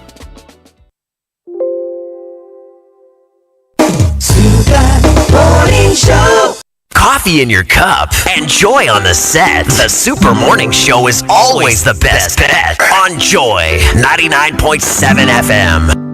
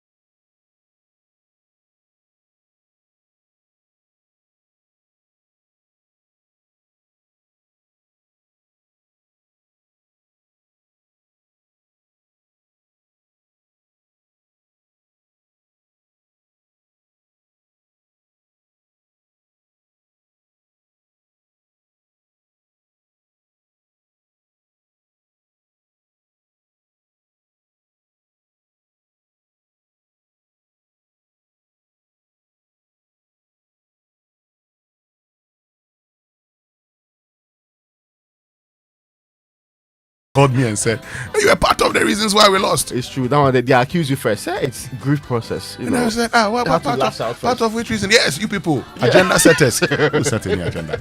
Anyway, this morning here on the Super Morning Show, well, we're talking about this job is a difficult one. Sometimes you don't know whether you have to retire because it's you lose friends. You lose relationships. At some point, you must. Yeah. But we are not retiring anytime soon. Yeah. We still have the eye is still on election 2028. Hey, there's an election soon. We'll cover that one too. 2028. It's far, Papa. We'll cover election 2028 too. So they should be relaxed. 2024 came. It did. Anyway, this morning we're talking about an agenda, a transformation one, of course. Post-election 2024. Many of you have asked questions. I said, what will John Mahama do? What must he do? Most importantly, not what he will do. What must he do? Because he's tasked with transforming the Ghanaian economy, and it's a conversation we're going to be having here on the Super Morning Show on Joy. But is it reasonable to expect a transformation? It is. Transformation. It is. From what to what? See, me, one of the things that I don't like with politicians is giving unreasonable expectations. This hole that you find yourself in, you can come out and transform. Transforming for what? From taxation to production. Really? It is doable. Now we can say it's possible. The elections. Let's move on. It is possible. Look, Raymond, wasted in 4 years. You can. Yes, you can. Feasibly so. You can. Really? Not the entirety of the economy, but a section of the economy can be transformed from taxation to production. You can produce. Why? Are you saying that we cannot produce what we eat in 4 years? I'm not saying so. I'm saying that is one of the priorities of state. It must be the priority of state. I get you 100%. And I used to say this. Look at your top 10. Top 10. You don't start with everything you eat. Look at your top 10. If you can replace your top 10, you are on a good path. Yeah. You are fighting inflation. You are building strong buffers for your currency. And to me, that's enough. Great, we'll have this conversation and we'll be joined by Mona Quartey right here on the Super Morning Show. Mona Quartey, who is a former Deputy Finance Minister, will be joining us here on the Super Morning Show to have this all-important conversation. And if you have any questions, why don't you send those questions to us, right here on the Super Morning Show. We'll ask those questions on your behalf. She's also the managing partner of BVM Advisory Services and a former Deputy Minister of Finance. But also joining us this morning will be Daniel Dodoche, who's co-founder and CEO of Lead for Ghana. And they'll be discussing the impact of Lead for Ghana over the past 10 years and their path forward to reaching their goal by 2050, where every child in Ghana would have access to an excellent education. That's a very wonderful vision, and that's something that we should all be kicking on to. But we have had more than two. In fact, last week there was a third and a very important session. You should know that we are still not giving up on environmental sustainability, on promoting the development of this country through our last experience with not COVID-19, I almost said COVID-19. Our last experience with Galamsey, it tells us a good story that if we leave it to some people alone, we will never be able to have a better environment. So our initiative with Safari Eco Park is still happening big time. Yeah. Already we have cohorts. More than 300 kids have gotten this education with the hope that will spread to others in varied ways across the country to feel the impact of living in an eco-conscious world and being an eco-champion. Great. Well, let me tell you about the MTN Festival of 9 Lessons and Carols. Get ready to experience the joy, peace, and love that Christmas comes with. It's time to reconnect with family and friends as we continue to strengthen our bond. Join us as we celebrate an Afrocentric Christmas at the MTN Festival of 9 Lessons and Carols 2024. On the bill are Kwanpa, Perez Music, Joe Metal, Efia, and Kiddy. Come and experience Christmas like never before on the 20th of December 2024 at the Grand Arena Accra International Conference Center. Gates open at 6 p.m. Be there or be square. This event is strictly by invitation, so come sit back, enjoy your favorite carols, and let's stay connected everywhere you go. Now, I pay 150 Ghana cedi for water, right? Yes, but I've had water from Ghana Water only for cumulatively 2 months this whole year. Hey. but I paid every single month. I even paid ahead of time. Now, have you thought of the ideal Christmas present? Make Syntec Tank the perfect Christmas present in all homes. This Christmas, gift a Syntex tank to your family to give your family access to clean water. And don't be like me.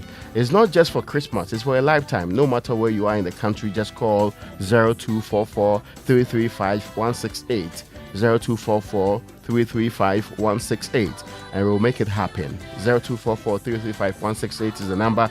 Don't make it don't just make it rice. It's not every time that it's oil. Make it Syntex tank. Okay, the rice they'll finish eating it before New Year. Very crucial in some other tank yes will be there forever. Syntex tank, strong, tough. Well, no, life's questions can be tough, but the answers don't have to be. Do you need a reliable and trusted DNA test in Ghana and overseas? Then Blueprint DNA, your trusted partner, has the answer to all your doubts. Blueprint DNA offers accurate paternity and DNA testing, giving you the clarity and peace of mind you deserve. Blueprint DNA test can be used as legal matters, immigration, or simply finding the truth. Call our DNA consultants today on 054 711 3957 or visit us at blueprintdna.org. Blueprint DNA, your trusted experts in paternity and DNA testing, available in Accra, Kumasi, and all regional capitals. There are some people, when they pass on, they have to do DNA for all the purported kids. You agree? Of course. Now, it's time of the year again. It's that time that we are all thinking of what to get for our families, friends, and loved ones, especially when everything is now so very expensive. However, if you have a Société Générale Ghana Visa card, then things are about to get amazing for you. In the next couple of weeks, SG Ghana is giving you cash back every time you shop with your SG Ghana Visa card. From now to the 31st of December 2024, use your SG Ghana Visa card to make payments at your favorite supermarket, retail shop, to buy for, pay online, or anywhere with a Visa POS terminal, and get a percentage of what you really want to spend paid back to you. It's really that simple and amazing. Get ready to spend some more, because SG Ghana is giving you cash back. Use your SG Ghana Visa card today and receive cash back all through this festive season. Terms and conditions, however, apply. Société Générale Ghana, the future is you. Wondering where to hold your strategy planning meetings, board sessions, or staff retreats? There's only one venue, is the Safari Valley Resort. Now, think of the green, serene environment, accessibility, meeting room capacity, flow and layout of space, room flexibility, quality of equipment, staff, and first-class catering services. Then, Safari Valley Resort is your first choice, okay?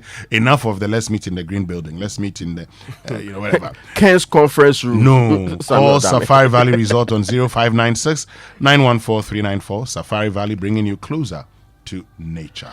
Guys, the marketing office, please. No, let's move on. Let's get to Safari Valley. Yes. No more Max Fugger's office. At all. Now, are you thinking of treating yourself to something special? Are you planning a quick getaway, or maybe surprising someone you love? Whatever the moment is, Stanbic Cards, Visa Cards are here to help you say yes. Give us a call on 0302815 0302815 Find us on social media to our Stanbic Bank GH or visit stanbicbank.com.gh. Stanbic Visa Cards, making deals and holiday magic even better. So Total Energies is kicking off the holiday spirit with the Bronya Leap Day special. So from now till the 31st of January 2025, they're ready to spread some festive cheer. Swing by Liberation Road, Tessano, Dacoman Link Road, Sakamono Farah Avenue, Oxford Street, Community One Stadium, Apremdo, Total Energies stations. Change your engine oil and get a free elite car wash to keep your ride sparkling. It's like giving your car a holiday makeover. So while preparing to hit the road, make sure your vehicle is ready for the festivities. For more details and updates, visit our website, totalenergiesgh.com. Follow us on social media, Facebook at Total Energies Ghana.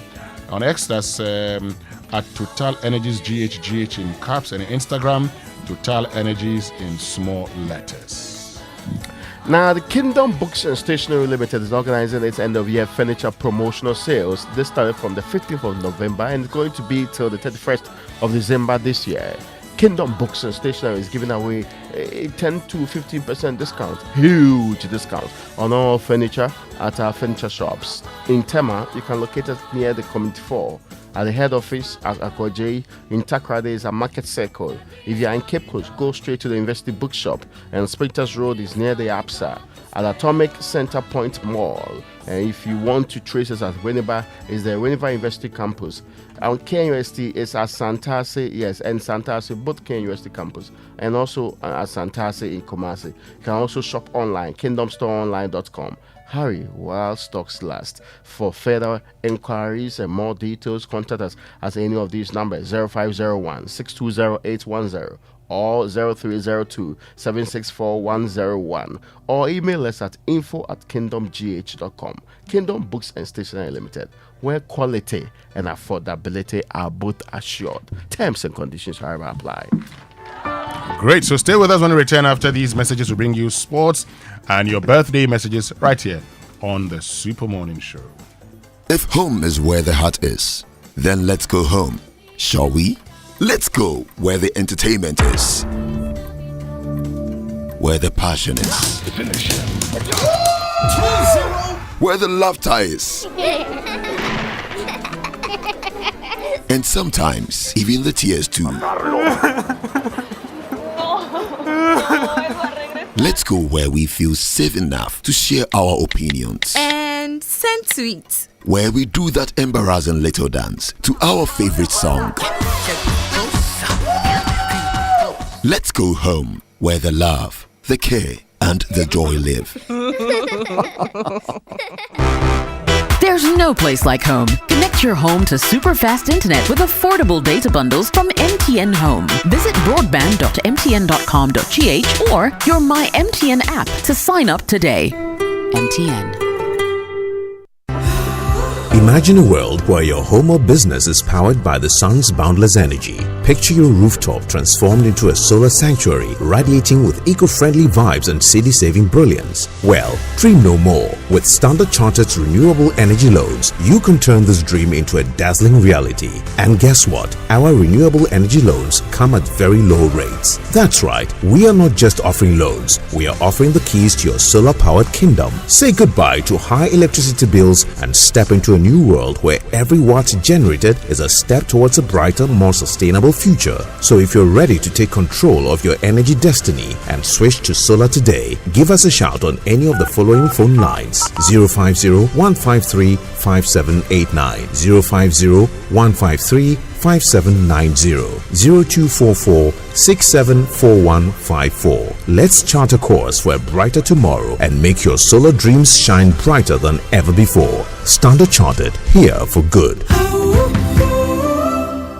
Christmas we highway no so be shit. The experience ne bogus be back room. Uni dollar me nua be come ho near DSTV. If you say this Christmas DSTV is giving. It's giving live soccer or super sports and be analysis to prevent any biases. It's giving Ghanaian content to Aquaba Magic, a vibe. Now Korano so can dive into the Nickelodeon channels. And how is safe with the parental control. Into your fast neju DSTV. This Christmas is giving the best in entertainment on DSTV. Grab a DSTV decoder or reconnect to your existing subscription and be entertained. DSTV, your home of entertainment.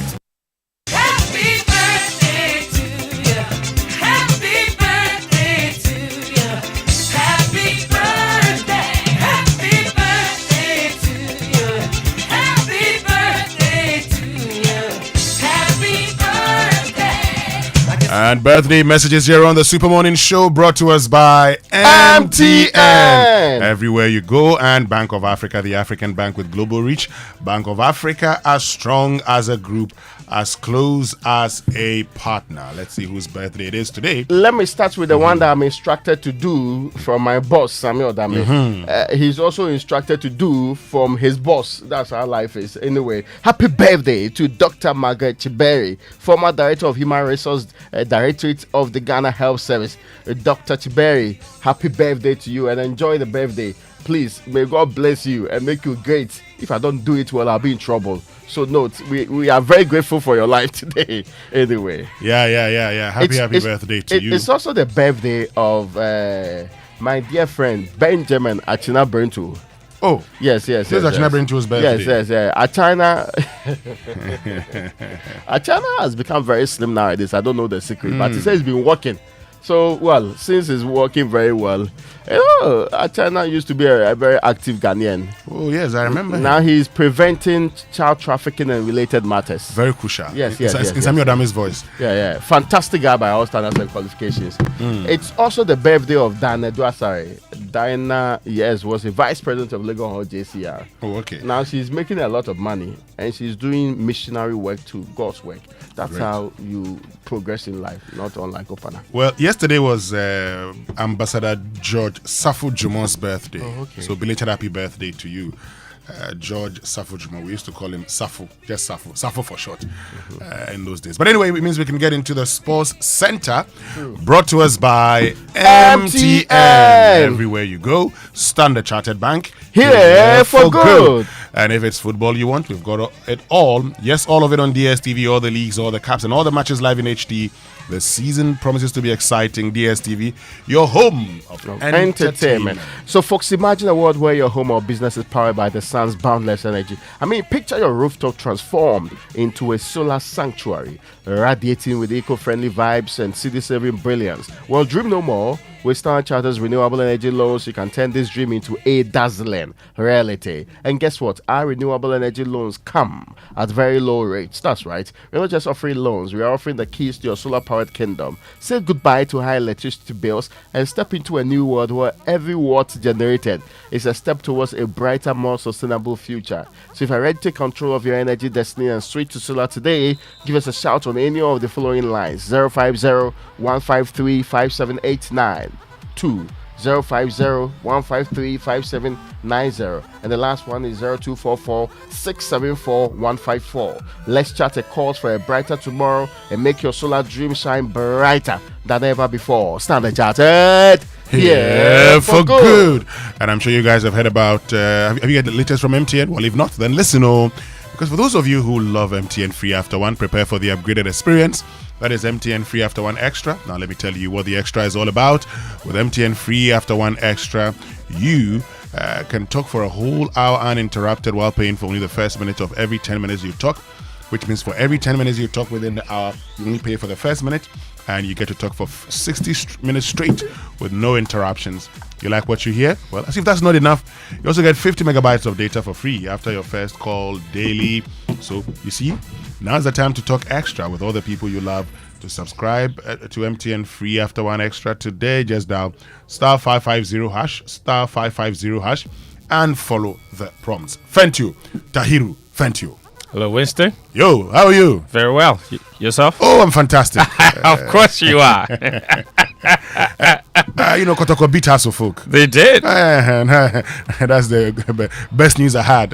Then... Oh, Man United. There you go. But Man United. Double joy. Double joy. But, once Kotoko beat Hassel folk, I called my friend Lambert Clue. I said, Lambert, what's the scores? Pretending I didn't know this. He said he also doesn't know the scores. It was quite an interesting game. Yeah, very, very entertaining. Very dramatic, actually, the way the winning goal was scored. Yeah. But we've got that and more. Good morning to you. Good morning to all of you. Welcome aboard to the Joy Sports Center with me, Fentio, Tahiru Fentio. Coming up. And this one has kept a sting in the tail until late on, and it may get even better for Manchester United. Ahmad! From 1-0 down, Manchester United have turned it around in the 90th minute. Yeah, Ivorian Ahmad, he scored to pile more misery on Pep Guardiola and Manchester City with an unlikely win at the Etihad Stadium. Now, with both Liverpool and Arsenal dropping points, Chelsea are making the most of it. But Caicedo steps in, and now the ball pushed forwards, and it's Jackson once again, one-on-one with Pinnock. Nicholas Jackson makes it two! Target down to his left, and Jackson has yet another goal this season. Yeah, that's right. The Blues, they beat Brentford last night to go within 2 points of Liverpool. We'll review last night's last night's Premier League action, of course, and look ahead to tonight's 2024 CAF Awards. But first, let's review match week 13 action of the Ghana Premier League, and it was highlighted by the super clash between Kotoko and Heart of Oak at the Babaya Sports Stadium. And Kotoko, the Porcupine Warriors, they gave their fans the perfect Christmas present when they beat the Phobians by 0-0 at the Babaya Stadium yesterday. What was an incident-filled match produced a dramatic finish when Albert Amwa walked the ball into an empty net on the cusp of full time. Lava FM Steven Zander was there and reports. Kotoko could have taken advantage of the numerous chances they created in the first half, but failed to make it count, with the likes of Baba Yaya, Albert Amoa and Peter Amidu Aqua missing chances that look easier to score than to miss. The Phobians defense, led by Benjamin Asari and Kelvin Osesibe, kept the Koto attack in check throughout the first half to ensure the Porcupines end the half with nothing. Back from recess, Accra Hearts of Oak improved in their play, defending well and looking purposeful whenever they surged forward. Now the Phobians created few chances but failed to score as well. Kotoko kept on pushing and never gave up until it paid off in the 95th minute when Accra of Oak standout performer Kelvin Osasibe got involved in a mix-up with goalkeeper Benjamin Asari that led to Albert Amwa scoring a late winner for Asante Kotoko to once again take the maximum 3 points over Hearts of Oak. That's Live FM Steven Zando. Let's get some reaction now from that match. And first up, Kotoko coach Prosper Ogum explaining his instructions to his top striker. We all know Asibe is a very good player, an excellent player. Let me use the right adjective. He's an excellent player, but then sometimes he overdoes it. So I was always asking Abed to continue until the action is over, because Asibe could do something extravagant that could let him lose the ball. So that was why I kept telling him that until the action is over in that zone, he shouldn't give up. And if you see the goal he scored, it came out of the same instruction. That's Ogum there for his opposite number, the House of Folk boss, Abubakar Ouattara. He got into a confrontation with a journalist who asked him if his team gifted Kotoko a Christmas present. I say, you ask me if I give the gift for Kotoko. I say no, he deserves to win this match. Let us be serious, huh? Don't take the questions for Lotto ground or the KGT bringing here, please. Huh? I lose the match. I lose 3 points. That's the important things. In football, that important things in football, the score. Kotoko score, he deserves, he take his 3 points. I lose 3 points. Don't bring questions from KJT Lotto Market. Interesting. From Ouattara. The win, though, takes Kotoko above Heart of Oak to 5th on the table. They have 21 points now. That's 3 below the league leaders, Heart of Lions, and 3 above the Phobians, who are 7th. On Saturday, a 1-0 win for Heart of Lions away at Samatex took them joint top of the table with 24 points. The same points as BBNA Gold Stars, who drew 1-0 away to Karela United in Tamale. In Tema, Emmanuel Bafo, he scored in stoppage time to secure a dramatic 3-2 victory for Vision FC against Mediama, their first win in 8 matches. And in Enyinasi Baseke Holy Stars, they hammered Young Apostles 3-0. And Lucky Nwafo, he scored the only goal for Nations FC, for Accra Lions, who beat Nations FC for their first win in 9 games. In other matches, Jotaman and Dreams FC ended 1-1. Chelsea and Ediana FC ended 0-0, and Legon Cities lost at home 2-0 to Bechem United. The bottom of the table in the Premier League has Accra Lions, Dreams FC and Legon Cities propping up the table, so things not looking good for them as it stands.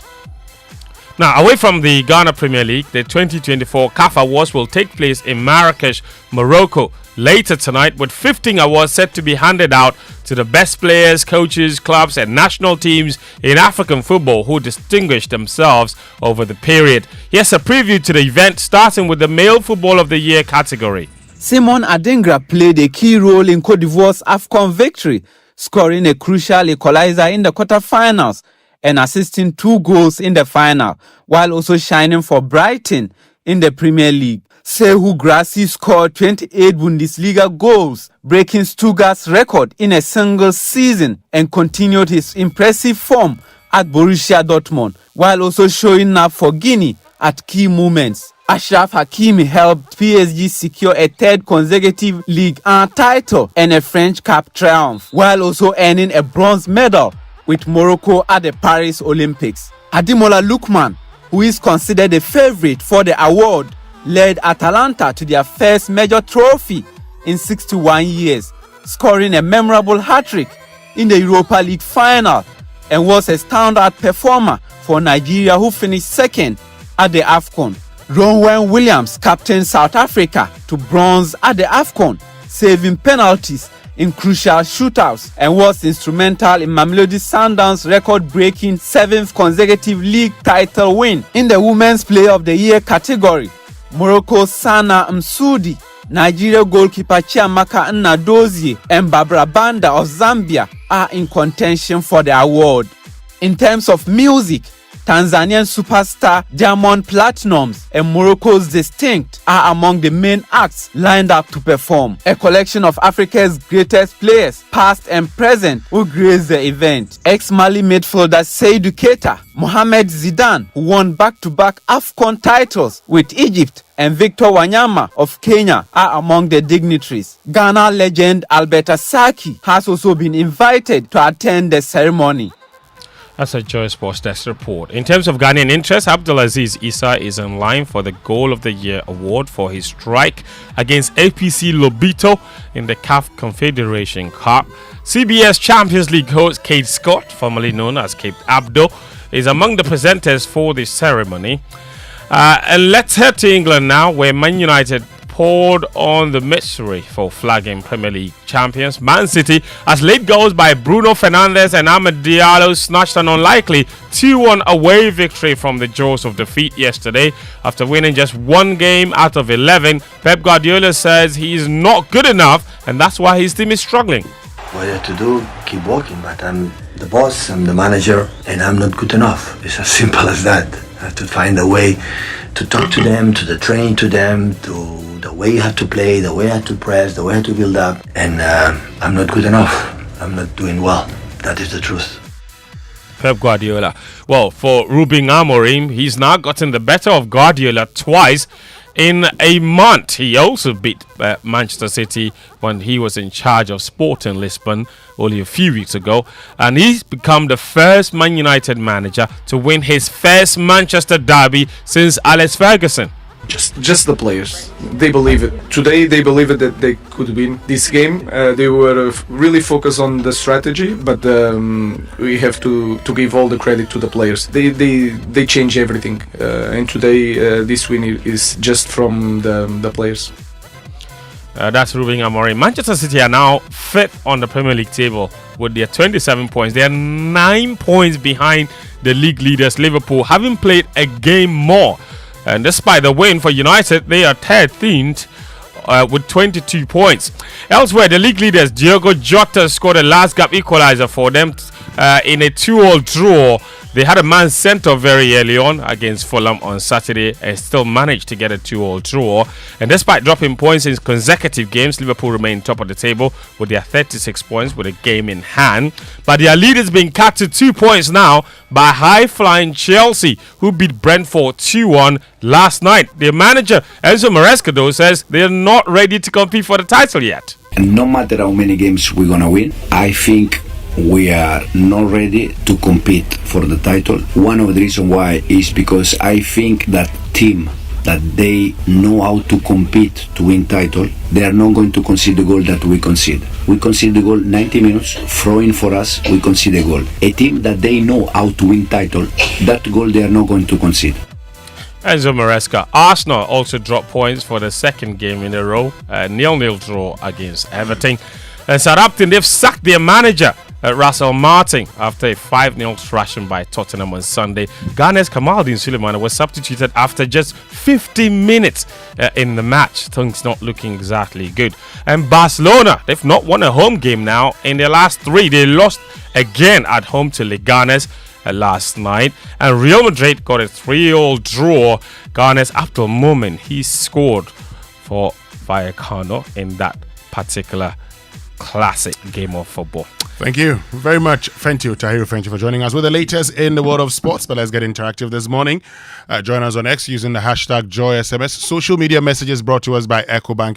A better way, a better Africa. You know, everyday people face different emergencies.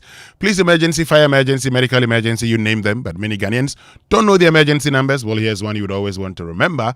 *770#. Yes, *770# is the EcoBank money emergency number. Gives you instant access to loans, fund transfers, utility bill payments, airtime and data purchases, and so much more. You don't need internet for this. Just dial *770#. No need to panic in any money emergency because EcoBank will always come to your rescue. Dial *770# now for solutions to your money emergencies. EcoBank is the Pan-African bank. And stay with us. We'll return with food for thought after these. This festive season, receive all your remittances through EcoBank's remittance services. Western Union, MoneyGram, RIA, Rapid Transfer, UnityLink. EcoBank has branches nationwide, and no matter where your money is from, you can receive it directly into your account, safely and very fast. Merry Christmas. EcoBank, the Pan-African Bank.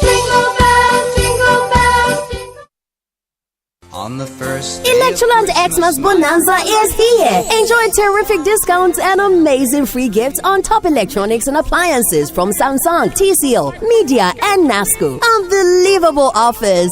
NASCO 50 LED flat TV, 3,699 Ghana cedis. NASCO 4-burner from 1,999 Ghana cedis. NASCO bottom freezer plus 3-set cooking pot at 2,699 Ghana cedis. With Media 1.5 R40 inverter AC, a refreshing season is guaranteed. Buy Media 198-liter freezer at 3,999 Ghana cedis and a TCL soundbar at 1,899 Ghana cedis. Grab a Samsung Split R410 AC and a free blender at 6,499 Ghana cedis. Remember, every purchase qualifies you for our weekly and monthly at Chedia Kesia promo. Rush to Electroland showroom or authorized dealer store across Ghana now. Welcome back. Now time for Food for Thought, brought to us by Roverman Productions. B. The difference. Uncle, good morning. Oh, my favorite, how about you say? Uncle. Good morning. How was your weekend? Oh, it was okay. I went to the farm. I haven't been there because of elections. The elections, yeah, I can understand. Yes, I was in the farm, over the weekend, and to see progress of work and how the pigs are doing, and it was good. They're doing well. Just that they are eating too much, but it's okay. Oh, what do you expect? They eat too much, but it's okay. We'll manage. Oh yeah, and well done. I'm proud that you are doing this. I wish we can all do something. Sure. To help with our economy. Exactly. Anything we can do. Sure. Well, listen, my festival, we are in the time of counting down. Sure. It starts on the 24th. With the play we did for Q4, which is the foreplay, and then it runs to the 4th of January. So I hope that those listening to me would at least check out one of the days, one of the plays. I think it would be great for all of us. Exactly. But before I go on to my presentation, let me thank Reverend Father Wisdom of St. Peter's Catholic Church, Osu. He and his congregation hosted me yesterday on the occasion of their 100 years of existence. Yeah, 100 years. And Father Wisdom honored me by handing his pulpit to me yesterday. So Father Wisdom and St. Peter's Catholic Church, Osu, congratulations for 100, and may God bless you with multiples of 100. Exactly. Listen, the 2024 presidential and parliamentary elections are behind us. Thank God. The outcome is not in question. Those celebrating will continue to celebrate well into the new year. Those mourning and licking their wounds will continue to do so for much longer. The good thing about the election is that the result was so clear that it left no room to contest the results. The winners are surprised at how big their margin of victory is, and the losers are shocked at how massive their loss is. Dr. Baumia did the noble and decent thing in conceding defeat, even before the official declaration of results. And the president-elect, His Excellency John Mahama, was gracious in victory. As a Ghanaian, it is wonderful to hear how impressed other Africans are with the smoothness and the transparency of our elections. But I have lived through many of our elections, and I can tell you that our elections have not always been this smooth and transparent. We have come a long way, and no matter what faults we see in our current process, it is still a huge improvement on past elections. And looking at how far we have come, I wonder how the politicians of yesteryear could have managed under the current system. Oh yes, our election process has come a long way. I remember the days when cheating and rigging elections were very easy. Today, you have to be very sophisticated to even attempt to cheat in an election in Ghana. There was a time when being an incumbent gave you a lot of room to rig the elections. Those were the days when people got their news from only one source, and government controlled what information could be made public. I remember the 1979 general elections. In one region, the favored party of the region was allowed to go round telling people that the elections would be over 2 days. People were told that election day 1, which was the official day, was for the favored party, and only those voting for that party need to go to the polling stations to vote.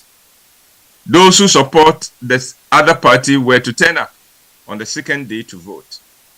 So the supporters of the other party stayed home, and the next day when they went to the polling stations, they found them closed. The sad thing is that those who deployed this diabolical strategy in 1979 to cheat got away with it. It is interesting to note that this year, in the Ashanti region, one party tried to use that same trick. A radio presenter employed by the chairman of one of the contesting parties went on air to tell the people that the elections will be over 2 days. 1 day for his party and the other for the others. Of course, it did not work because the times have changed. I also remember the days of UNIGOV, when the military government attempted to transform itself into an elected government. When the votes were going against the UNIGOV concept, the government could cook figures freely and declare victory. I met one of the key people involved in the rigging of the UNIGOV referendum, and he said rather smugly, an incumbent government should not lose an election in Ghana. Today, an incumbent party has lost elections massively in Ghana. I wonder how that man and his colleagues would have fared in a system where government cannot control what the people are told. In those days, the government or the party in power had control of the strong room as well as the broadcasting house, and could churn out whatever figures they liked. That cannot happen in Ghana today. I remember the 1992 elections. Radio Universe sent out student volunteers to the various regions to monitor the elections. One of them found himself in a region regarded by one of the contesting parties as his stronghold. At one polling station, which was actually located in a school block, the student found the presiding officer himself in a classroom, busily thumbprinting booklets of ballot sheets. Student confronted the man and pointed out to him that what he was doing was against the law. The man did not panic but coolly pointed to the stacks of booklets and said, "Young man, you also have a party you support, don't you?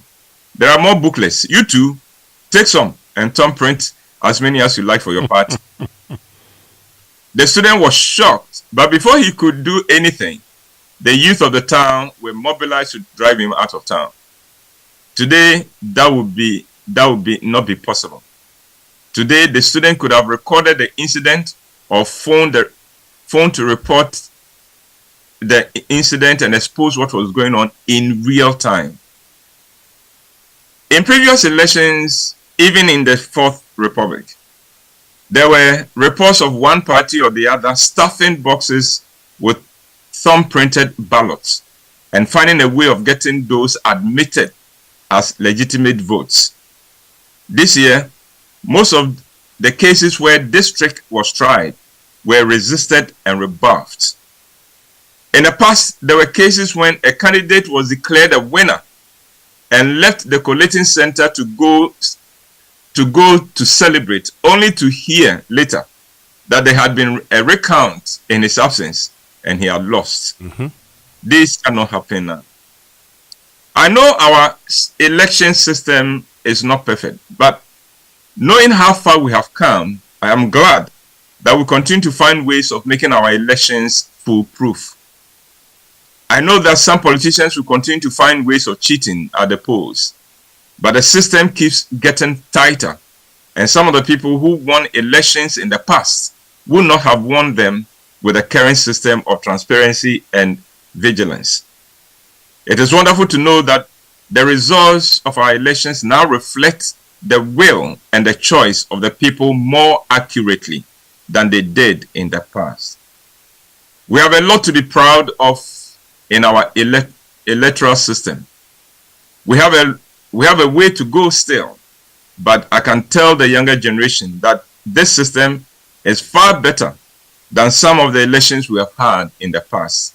So, congratulations to all who have fought and worked to deliver this kind of electoral system to us in Ghana. Congratulations to the political parties and the civic society organizations whose advocacy and pressure has given us an improved electoral system. The lesson here is that when the people are awake and vigilant and involved, they cannot be cheated. And now that the elections are over, let us turn our attention to demanding and ensuring that we get good governance. Ghana won at the elections. Let's make Ghana win again at governance. And I would say that's my presentation for this morning. Thank you so much, Uncle White, with food for thought this morning. Brought to us by Roverman Productions. Be the difference. It's 8 a.m., which means we can now bring you the Joy Business Minute, brought to us by Consolidated Bank Ghana CBG. We stand with you. Anointed Engineering Services, the Generator Experts, and Pinnacle Life Insurance. More for your smile. Hello, welcome to the Joy Business Minute, brought to you by Consolidated Bank Ghana. We stand with you, Anointed Engineering Services, your Generator Experts, and Pinnacle Life Insurance. More for your smile. President-elect John Mahama has vowed to make stabilizing the economy a major priority when he takes over government from January 7 next year. Minority leader Ato Forson's name has come up strongly as a top contender for consideration as finance minister by President-elect John Mahama, according to Joy Business sources.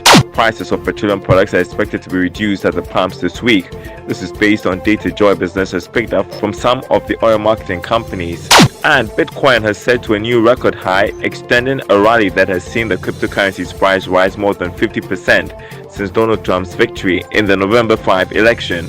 And that's the Joy Business Minute, brought to you by Consolidated Bank Ghana. We stand with you, Anointed Engineering Services, the Generator Experts, and Pinnacle Life Insurance. More for your smile.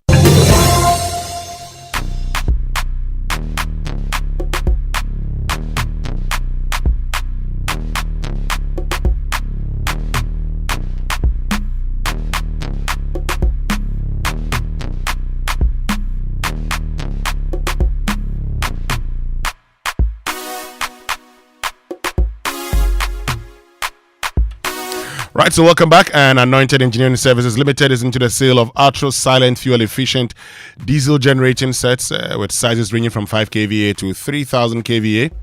at competitive prices. And for every generator you acquire, you will also enjoy a 5-year warranty, genetic maintenance and repairs of all kinds of diesel generating sets. And their services include a 24-hour emergency service, sale of genuine spare parts, reliable rental services, professional advice, sale of tar lights and rental. Locate their latest branches in Bibiani Petroji opposite the Bethel School Junction, on the main Bibiani Kumasi Highway, Techiman X Oil Filling Station, on the main Techiman Kumasi Highway, and locate their head office at 77 Anointed House on the main Odoko Malam Highway, near the Odoko traffic light. They also have 18 branches nationwide and are into skills training. They have a training school that trains students in generators and plants, auto mechanics, electricals and controls, and solar installations. They offer 80% hands-on training and 20% theory. Contact their hotlines on 0243 480 334 or 0243 690 295. Anointed, the generator experts. So what makes you smile? Is it the time with loved ones, pursuing your passions, or simply enjoying life's little moments? At Pinnacle Life Insurance, we believe that every insurance should do more than just protect your family's financial future. It should also help you live your best life now. Our policies offer comprehensive coverage, living benefits and rewards to help you make the most of today, because we think of wealth differently. At Pinnacle Life Insurance, we provide solutions that give you more for your smile, more time, more freedom, more joy.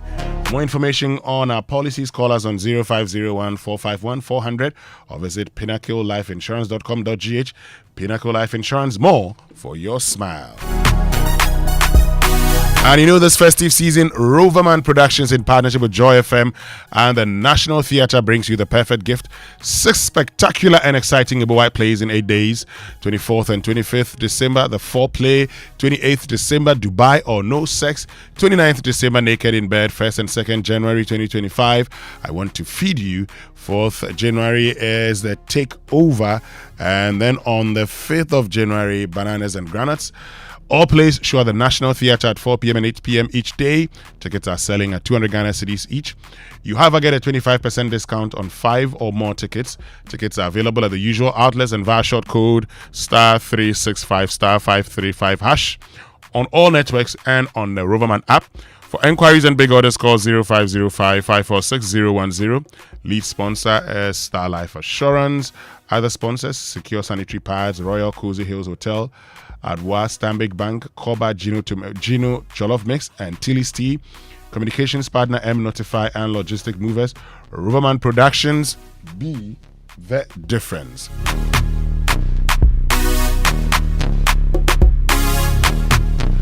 And on Big Stories this morning, brought to us by Telecel, connecting Energy's latest film, Your Partner for Life, and Lancaster University, Ghana, the only British university campus in West Africa.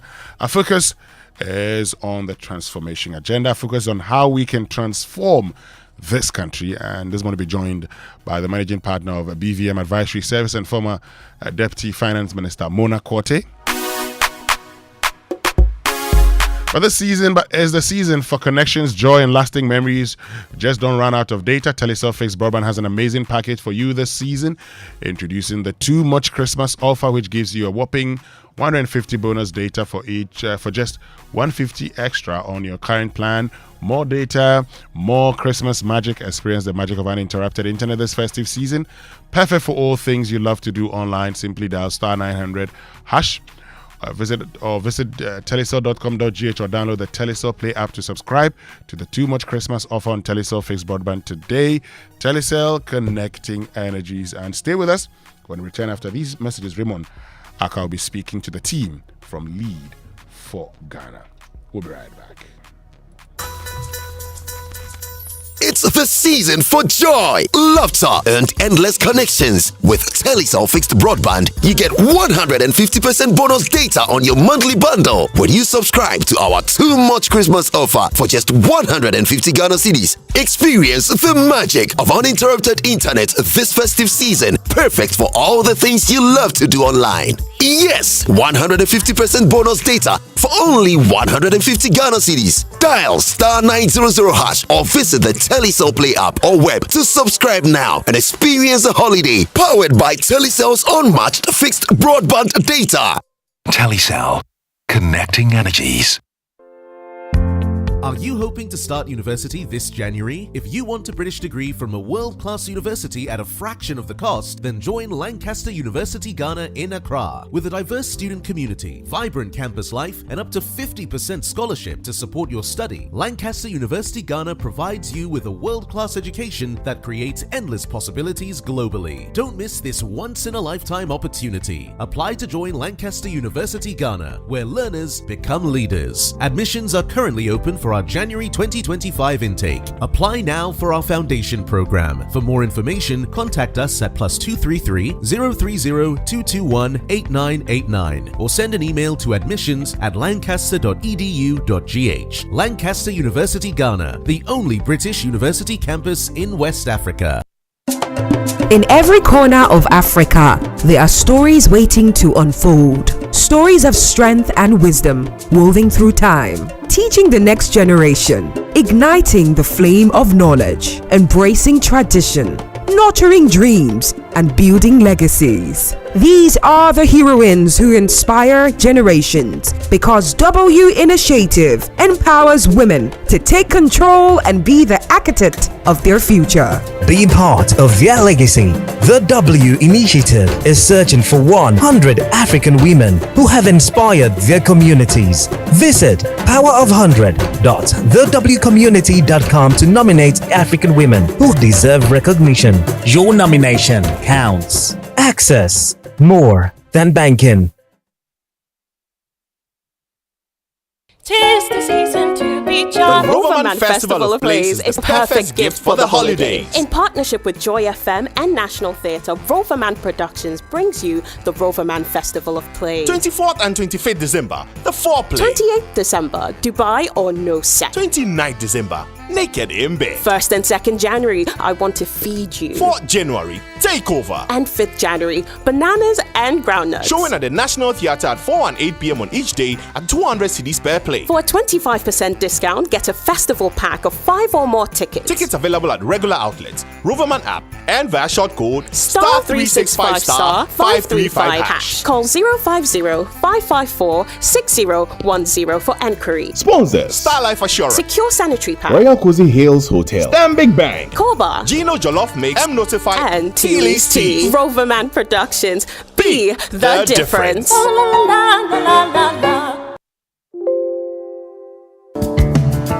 Do you want to remain productive and competitive in your business? Then I am happy to remind you that Anointed Engineering Services Limited is still here to serve. We provide homes, offices, and institutions with ultra-silent, reliable, and fuel-efficient diesel generating sets with sizes ranging from 5 kVA to 3000 kVA at unbeatable prices. You also enjoy a 5-year warranty. Anointed Engineering is noted for unwavering 24-hour after-sale emergency service, rental and sale of tile lights and genuine spare parts, undertake repair and maintenance of all diesel generators, and buy back used generators. Sign up today at our training school and gain hands-on experience from our team of professionals on generators, plants, auto mechanics, electricals, controls, and solar installations. Anointed Engineering has 18 branches nationwide. Locate our head office in Accra at number 77 Anointed House on the main Odoko Malam Highway near the Odoko traffic light. Call our hotlines on 0302 324723 or 0243 690295. Also on 0243 480334. Anointed Engineering Services Limited, the generator experts.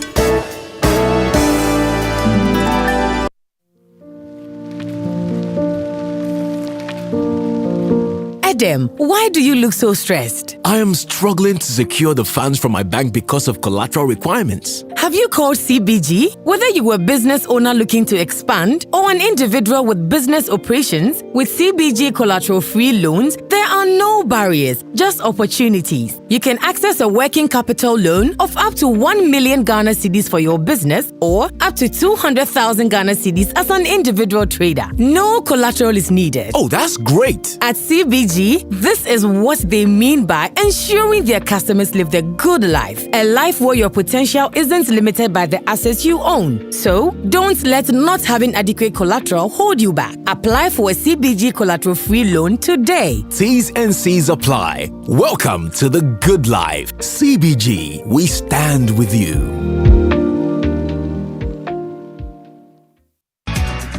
What makes you smile? Is it time with loved ones, pursuing your passions, or simply enjoying life's little moments? At Pinnacle Life Insurance, we believe that life insurance should do more than just protect your family's financial future. It should also help you live your best life now. Our policies offer comprehensive coverage, living benefits, and rewards to help you make the most of today because we think of wealth differently. At Pinnacle Life Insurance, we provide solutions that give you more for your smile, more time, more freedom, more joy. For more information on our policies, call us on 0501 451 400 or visit www.pinnaclelife.com.gh. Pinnacle Life Insurance, more for your smile.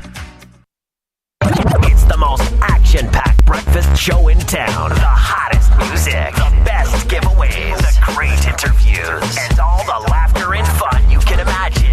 Don't miss the Super Morning Show on Joy 99.7 FM. It's the best breakfast show in town.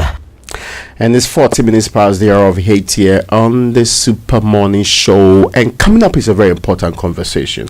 I'm sure you've heard that leadership is cause, everything else is effect. And you've also heard that one of the biggest problems Africans have is with leadership. Well, there's an institution that's fixing that problem and has been doing so for the last 10 good years, a decade, right from the People's Republic of Ghana. I'm privileged to have in studio with me co-founder and CEO of Lead for Ghana, Daniel Doche. Yes. I hope you are doing well, sir. I'm doing well. I'm doing very well. Thank you so much, Raymond, and good morning to your listeners. I did say that you are fixing the leadership problem, and you've been doing so for about 10 good years now. Yeah. Oh, absolutely. Just 10 years, right? Let's start from the beginning. What is Lead for Ghana's mission? And how does the organization aim to create a lasting impact in education and leadership development? Okay, that's a good question. To begin with, I would say, well, we are helping to solve the leadership problem because we have a lot of stakeholders that we work with. Lead for Ghana's mission is basically, in the short term, to recruit the best and brightest recent university graduates and young professionals, train them, place them to go and serve for 2 years in underserved communities as full-time teachers and community leaders. In the short term, their job is to increase academic outcomes and build community infrastructure projects to help people in these communities. In the long term, is developing the next generation of leaders. So you're talking about the next CEOs, next ministers, next presidents, and so forth. This long-term approach is because we want to make sure that the next generation of leaders in this country take education very seriously. And they should have also spent some time in the classroom to understand how the educational system functions, the challenge that teachers go through, kids go through, and so forth. So the policies they make when they become leaders will come from experience. So take it back to the beginning of all of this. Yeah. What inspired the need to have Lead for Ghana? Great question. So, my dad was one of those individuals that Kwame Nkrumah, back in those days, posted around the world to go and learn things and come back to the country to contribute to the development of Ghana. So he ended up in the Soviet Union, now Russia. Oh, okay. Came back from there. Young man was posted to the northern part of Ghana to go help with agricultural development. And just like any other father, of course, he took his kids with him. So my brother and I ended up in the north. And my parents come from a middle-class family, so they can afford to take us to some of the best schools that the country could have. So they put us in a school called St. Paul's first and then St. Gabriel's. So these schools were supposed to be the best schools in the north, but teachers barely showed up. We were about 80-something students in the classroom. Classroom was not decorated and so forth. But my mom, also being a very strong believer in education, said, look, my kids may not have the kind of education I want them to have here, so I'm going to move them back to Accra. So we came back to Accra, ended up in private school systems, ended up in Achimota, and then went to the US. But I got to understand that your geographical location was influencing the kind of education you were receiving. So my parents had to literally change our geographical location to get us to get into better school system. So I asked myself, I come from a middle class family. What about the kids that don't have the ability to change geographies? Does it mean their life trajectory has truncated or not? But to cut the story short, when I got to the US, I also just noticed that, my colleagues that came from India, China, and other countries, their status was kind of like increasing, right? Because China was becoming a superpower. India was also like getting there, right? So it dawned on me that for Africa to gain the kind of stature, respect, and dignity, Africa itself has to do well for Africans outside of Africa to be respected. And the only way you can do that is through leadership. And to solve leadership, you have to solve education, right? So it comes down to that 360, going back to the north and my life trajectory. That is what is informing what Lead for Ghana is about. So I moved from the US, came back home, and I said, look, how can I build an organization that will help build a country where, irrespective of where you are in the country, whether it's in the Volta region, the northern region, the western region, the eastern region, once you walk into a classroom, you receive the best possible education you can receive. So you don't have to move to Accra to get that education. So that's the driving force behind Lead for Ghana. That's fantastic. Educhum should be talking to you consistently. Now, as Lead for Ghana marks its 10th anniversary, what impact has the organization made on communities and the education sector? It's a lot. We've been running very quickly and very fast. So first, we started off in 15 schools. When we started off in the Volta region with about 30 fellows. Today, we are in all 16 regions in about 170 schools. Oh, okay. Impacting more than 100,000 children directly. So we've literally been trying to run as quickly as possible and impacting a lot of kids in the process. We work very closely with Educhum and the Ghana Education Service, the Ministry of Education, and other stakeholders. And I think over the years, we've built some, libraries, refurbished schools. We've built some community centers and the communities that we operate in. Some of our alumni are also beginning to lead organizations and social enterprises across the country, and some of them are moving into policy making and decisions. So short term, there's a lot of academic outcomes that we're achieving, but in the long term, we're beginning to generate that level of leadership we want to see in young people as they climb their their career. So a new party won the election, and we are seeing the back of the NPP as the NDC takes over. What are your hopes and expectations for the next government, particularly regarding policies that affect education, and also youth development? How can Lead for Ghana, for example, contribute to influencing this important process? Yeah, I think our approach has always been to work with the government in power. Right. So whoever comes in power, our job is to help them succeed, because we have a very, very strong conviction that when you solve education, you've solved everything. Right. True. So you cannot have, for instance, you can't have a country whose human capacity is better than its educational system. Right. So if your educational system is mediocre, you can't produce excellent. You can't produce excellent doctors from a mediocre educational system. You can't produce excellent politicians, economists, and so forth. So if we Ghanaians think there's something going amiss in our economy, leadership, whatsoever, we should be looking back at to track it to the education. Absolutely. So my hope for the new government is they will prioritize education and make it, the silver bullet solution for the country. Pick the good things that the past government has done in education and amplify them, and the things that may be hurting the system, take it out. So there needs to be that holistic needs analysis done, and then the government can move from there. Let's look ahead. What are Lead for Ghana's strategic goals and aspirations for the next, decade? You already done a decade, all right. How do you plan to scale your impact?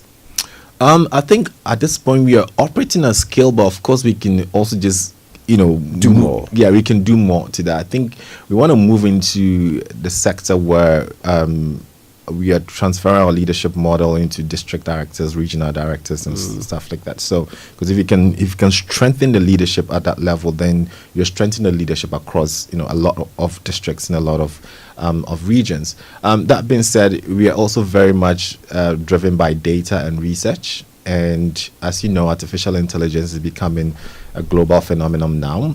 So in the next 10 years, we want to position Lead for Ghana as the hub for educational technology and also artificial intelligence. Recently, I was in India and I was I was visiting classrooms. And I like to do that anytime I travel to a new country, because if you can notice what is happening in the classroom of any country, it tells you where the country is going to be in the next 25 years, because those kids are the ones going to lead that country. Yeah. And just visiting some schools in India, I was a bit impressed by the way they've introduced technology into their classroom, the way they're collecting data. India. Yeah, and how they're even using artificial intelligence. And I said, look, if I come back to the classrooms in Ghana, I don't really see that, and you need an organization that is really championing that. So our kids are not left behind in terms of ed tech, and also teachers using technology to increase the outcomes of students. So that's the next 10 years for us, is make Lead for Ghana a very powerful force as far as educational technology is concerned, and artificial intelligence as well. Now let's talk about the youth now. Now the youth are central to Lead for Ghana's initiatives, right? Yeah. What message or advice would you share with young people across the country, especially those who are aspiring to become the required change makers? Yeah. I think young people are at a huge advantage today, because there's access to information all over. It's not, go on to YouTube, ChatGPT. You can collect information as much as possible. The disadvantage in that is it can also become noise. So you have to develop the ability to quiet the noise and focus on the music. When I say focus on the music, it's like focus on the information that's really, really needed for you. Within our context in Ghana, I think young people can be more bold. You shouldn't wait for people to give you things, because they are not. Have a very clear vision, clear mission, be focused, and go out there and get these things for yourself. The sense of entitlement needs to go. In the past, we were told, go to school, you get educated. Once you're done, there's a job waiting for. There's this structured thing. That structure is broken. That's a myth today. It is. It's really broken, and it's broken from different angles. The education does not give you the kind of education you are promised, so you can't even get a job that you want to get. So at this point, you kind of have to put yourself into an entrepreneur's mindset, right? What is the problem out there that I can solve that affects a lot more people? And get on a call and make a phone call. Don't be afraid of who you think is going to help you out. My personal story, when I moved to Ghana, the very first person I went to see was the Minister of Education then. Today, she's becoming the Vice President of Ghana. But before I also met her, I worked with a Member of Parliament to build a library and so forth. But it just took a phone call, and it took that boldness to be able to walk into someone's office and say, hey, I'm a young person, I have this idea, and how can you help me? So the key word would be bold. That's big time inspiration. I hope young people out there will take a lot of cues from that. Well, I've been speaking to the co-founder and CEO of Lead for Ghana, Daniel Dote. Yes, and final words before we go, Daniel. Ghana is the only country we have. True. We are all contributors to the culture of Ghana. So as much as we want to hold people accountable, we should be holding ourselves accountable as well. For individuals that want to learn more about Lead for Ghana, just visit our website, just leadforghana.org. Every information you need about the organization is on there. You can also just follow our social media handles at Lead for Ghana, whether it's on X, TikTok, LinkedIn, and Instagram. As well. And also I want to say, happy seasons or season silence for the upcoming Christmas, and I hope everyone will go into 2025 with some level of excitement, some level of boldness, and also some courage, so that the next couple of years will be good for all Ghanaians. And we are grateful to you for doing such a fantastic work. Lead for Ghana's co-founder and CEO, Daniel Dodoche, was my guest here. We will be back with a conversation with the first woman to have been head of treasury at the Anglo Gold Ashanti pretty soon on the Superman Show. Caution, the following is guaranteed to cause excessive laughter. I don't see we get a push my organ for head. Shifty! If fuck, wait, I think say one verse I get up and say, I like the way you match me. Make a date this December for the funniest night of the year. A night of 1,031 laughs and music. Prepare to laugh till you drop with comedy heavyweights Povey, Pencil, Obi Amponsa, Parrot Mouth, Hogan, Foster Romanus, Okokobioko, and the sensational Greatest Band. Join us on Boxing Day, December 26th at the Grand Arena, 8 p.m. sharp. Tickets are going for 400 CDs regular and 600 CDs premium at Charterhouse, Nalem Store, Accra Mall, or simply dial *389*1031#. For table reservations, call 050-128-8520. Brought to you by Excel, President Chaco, Triton Motors, Enterprise Life, ADB, Dream Collection, Beyond the Return, Joy FM, and powered by Charterhouse. Don't miss it. CompuGhana cashback promo just got better. Yes, it's Prime Cashback season and it's packed with incredible deals and exciting surprises. This Prime Cashback, CompuGhana is bringing you exclusive discounts, prime savings, and awesome surprises when you shop products from your favorite brands like Samsung, LG, TCL, HP, Lenovo, Dell, Media, Nasco, Tecno, Infinix, itel, and many more. Visit any CompuGhana branch nationwide and enjoy exclusive discounts on all products such as laptops, printers, mobile phones, televisions, fridges, home theaters, air conditioners, and many more. Ready for more surprises? This year's Prime Cashback with CompuGhana has got great prizes with instant gifts and cash prizes for your shopping experience. You deserve this opportunity too. Rush to CompuGhana now. Promo runs now from now to December. Visit CompuGhana.com or call 030-275-2020 for more information.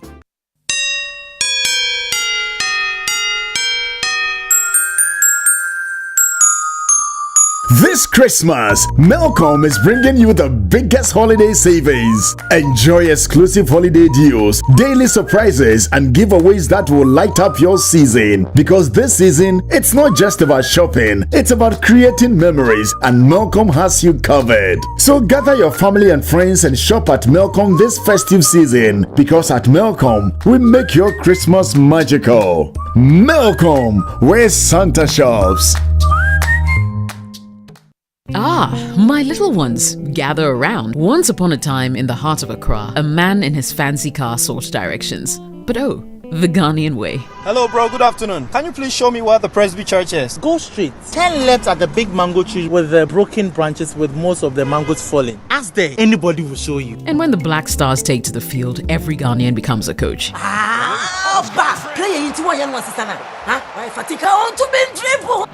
the sacred cue for our beloved Gobe. As you wait patiently, rehearsing the perfect vibes.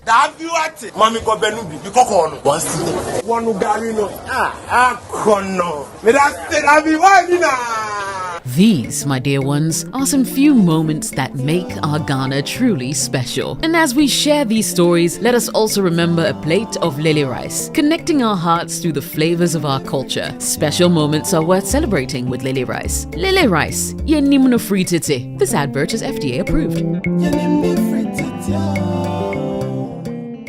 Your favorite way to send money to Ghana is back! We're excited to announce that Tap Send is back and better than ever. After a brief pause, we are happy to resume our mission of providing fast, affordable, and secure money transfers to Ghana. Don't let anybody tell you otherwise. Tap Send is working power. And remember, tell your loved ones abroad to send money through Tap Send to stand a chance to win big in the December Sambra promo. Tap Send. Papa no.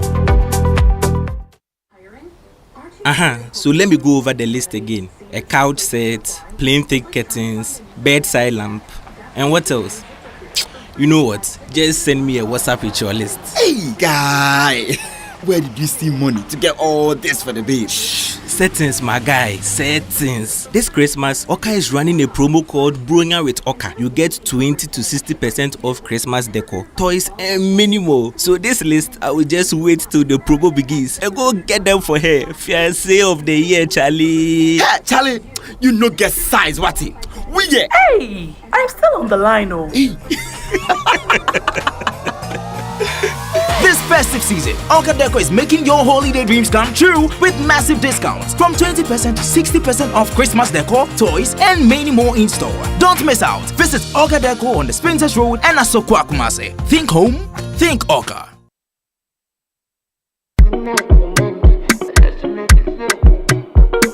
Coffee in your cup. Enjoy on the set. The Super Morning Show is always the best bet. On Joy 99.7 FM. I should know, baby.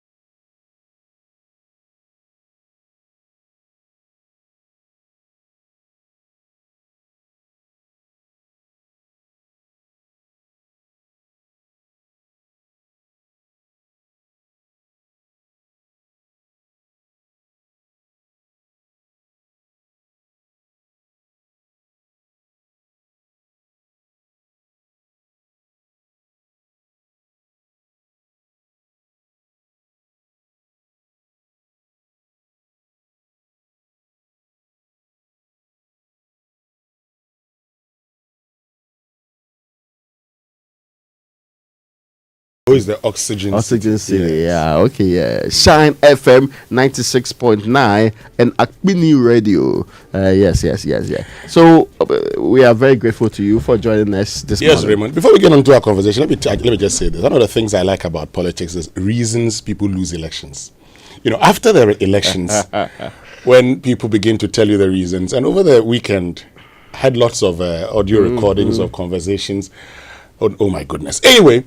This morning we told you we're going to have a conversation about the transformation agenda. So, in the build-up to election 2024, there were a lot of conversations about one, resetting Ghana, and two, upgrading Ghana. The consensus was that Ghana was at a stage that needed some transformation, or at least an uplift, because we were not in the best of places. But the question still remains, how do we get there? And this is a conversation not about, figures and figures. Yes, figures are important. The macro would always impact the micro and vice versa. But the reality is the economy is what you feel or how you feel in your pocket. So the young men and women have asked that question, what must be done to ensure that beginning 7th January 2025 to 6th January 2029, they get to feel an improved pocket, i.e. have resources. This morning we're joined by Managing Partner of BVM Advisory Services and a former Deputy Finance Minister, Mona Quartey. Good morning, Honorable, and thank you very much for joining us. She joins us via Zoom. Good morning, Winston. Good morning, Raymond. Thank you so much. Good morning to your listeners. And happy holidays, Merry Christmas ahead of the season. Thank you very much. And let's start off from, what should be done. Let's start it broadly, and then we'll begin to get into the specifics. So now the NDC is one. The NDC has promised to reset Ghana. They've talked about all the things they want to do for the Ghanaian youth, most especially. But how do they go about these in ensuring that the youth are better off? Thank you, Winston. So I will just place it in context by using the 120-day social contract that the NDC has put out, showing what they will do, and then also taking from the NDC manifesto for 2024. As we said earlier, that manifesto was not a litany of promises at all, but an action plan, what we will do when we hit the ground running, one, to reset the economy, and two, to create prosperity for all, which includes the youth, of course. So that's the context within which this will start. And to go directly to how this will be done, I'm glad that your previous speaker, the young man, said their mantra was be bold. We are going to have to be bold. We're going to have to set expectations, because I believe most people have their expectations through the roof. They are hoping for very quick results. But a lot of the work that has to be done within the 120 days is going to be a lot of heavy lifting, and results will dribble in or will come in as we go along, and we'll all have to put our shoulder to the wheel. So it will definitely begin with holding a national economic dialogue. This transformation agenda, it won't only be economic, to be everything else, but it will begin with an economic dialogue to discuss and prepare a homegrown fiscal consolidation program, which will guide our budget going forward. If you recall, a lot was said about how we were going to downsize government administration in order to keep expenditure down, and many other cost-cutting measures. Also, a lot was talked about how we would increase revenue irrespective of some of the draconian taxes that will be removed, because there's so many of them. And we picked some top 5 that we'll remove immediately. If you recall, that was the e-levy, the COVID levy, which is no longer relevant anyway, 10% levy on bet winnings, emissions levy, and then import duty on vehicles and equipment imported into the country for purposes of industrial and agricultural ventures. Now, why that? Because this transformation of Ghana's economy, socio-economy, is going to be premised on agriculture, agribusiness, going up the value chain, value addition into industry, and really vamping up industry to grow the economy. Because as you already know, we have our natural resources. We've grown our economy up to a certain extent. When oil and gas came online from 2000 onwards, we saw a massive growth in our economy. So now what is the next thing that we can add to grow our economy? And it will have to be increasing agribusiness and increasing industrialization. So that's where the growth is going to come from. That's where the jobs are also going to come from to a large extent. So immediately we'll have to look at an economic transformation that will be underpinned by structural reforms. We all know that Ghana's economic structurally is flawed, and we have to sort that out. We need to go from being primary producers to value-added producers. So we'll be promoting modernized agriculture, agribusiness, the value addition for import substitution, exports, and the job creation that will come with it. Although we'll prioritize the microeconomy because it's about the people, as you rightly said, and how they will feel it in their economy, we will have to take care of the macro. The macroeconomy stabilization will continue with the current IMF program that is going on. So that will go on under the NDC. We will NDC government led by John Mahama and Nana Akufo-Addo will continue with that IMF program to make sure that we stabilize the macroeconomy, also make sure that we stabilize the currency depreciation. Okay. Somebody once asked me, do I think the exchange rate will go down? That is, the CD will appreciate. I don't think so. It may gyrate a little, but basically it's our duty to stabilize it so that business folk and all of us can have something to plan with. Let me just take you on that bit briefly. I mean, the bit about the currency stabilization, we'll get into the IMF program itself and also the conversations about revenue and all, because our program is hinged on increased or improved revenue. You've talked about, the CD may, fluctuate a little bit, but you'd want a stabilized Ghana cedi. But for many of us also, we're talking about an appreciating Ghana cedi. Because our reality is that this is a country that depends so much on imports.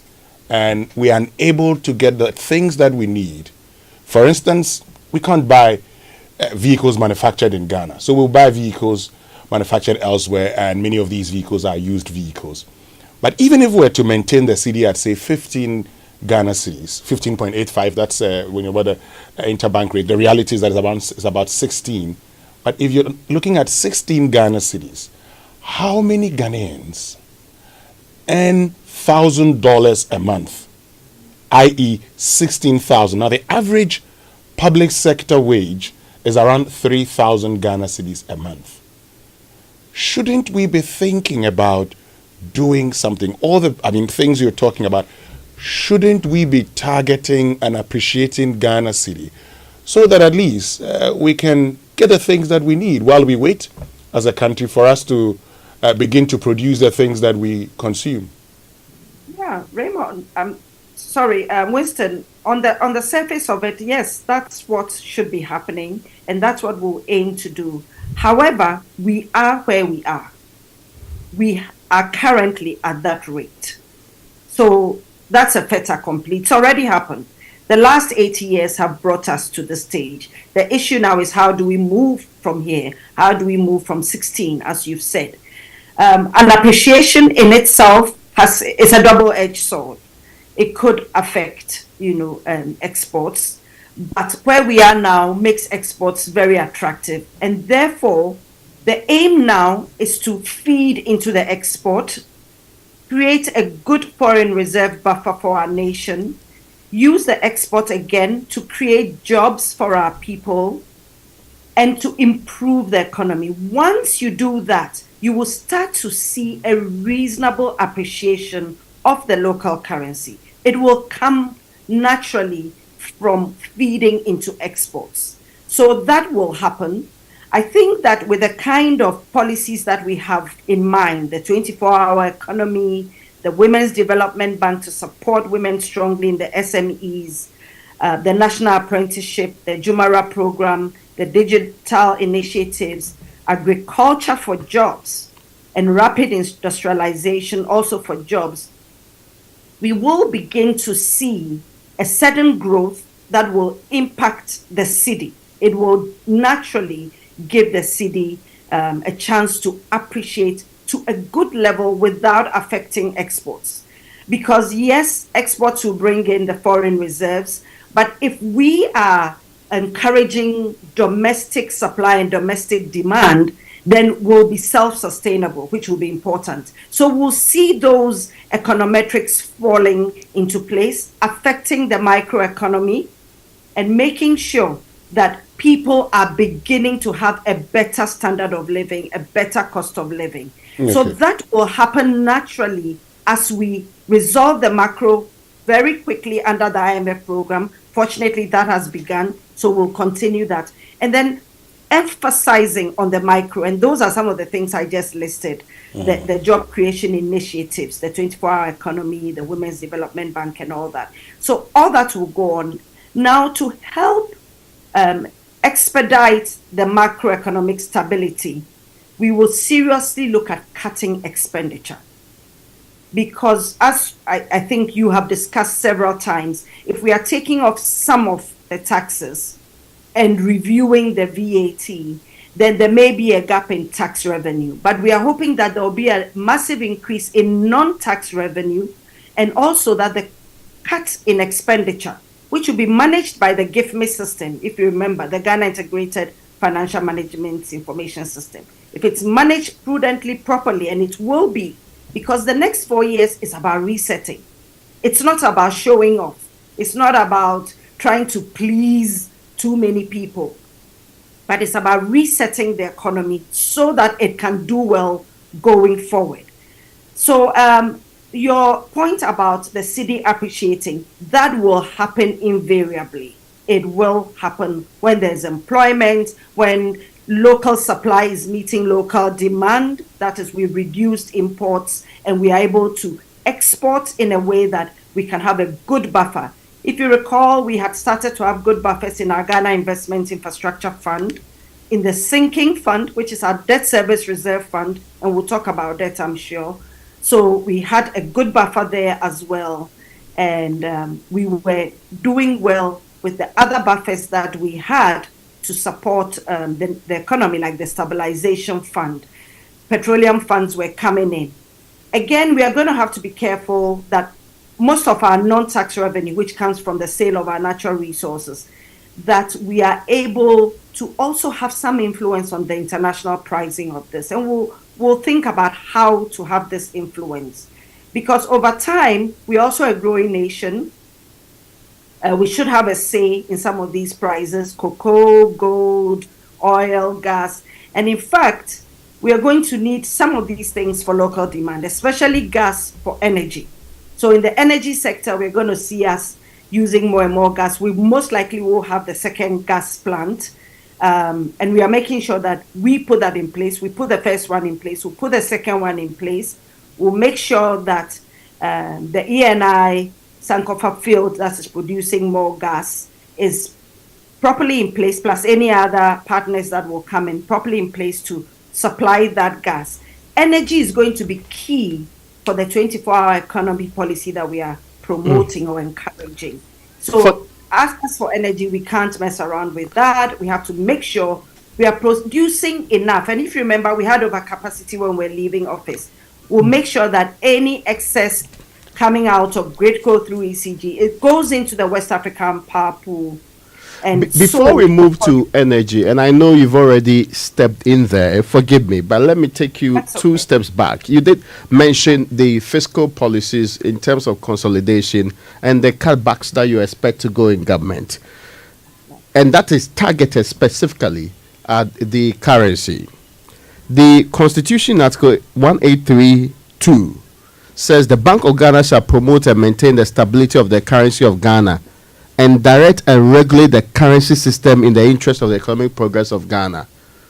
What different thing beyond this inflation targeting conversation we'll be having for God knows how long is the Bank of Ghana under the new government going to do to make sure that this mandate given to it by the Constitution is actually done properly?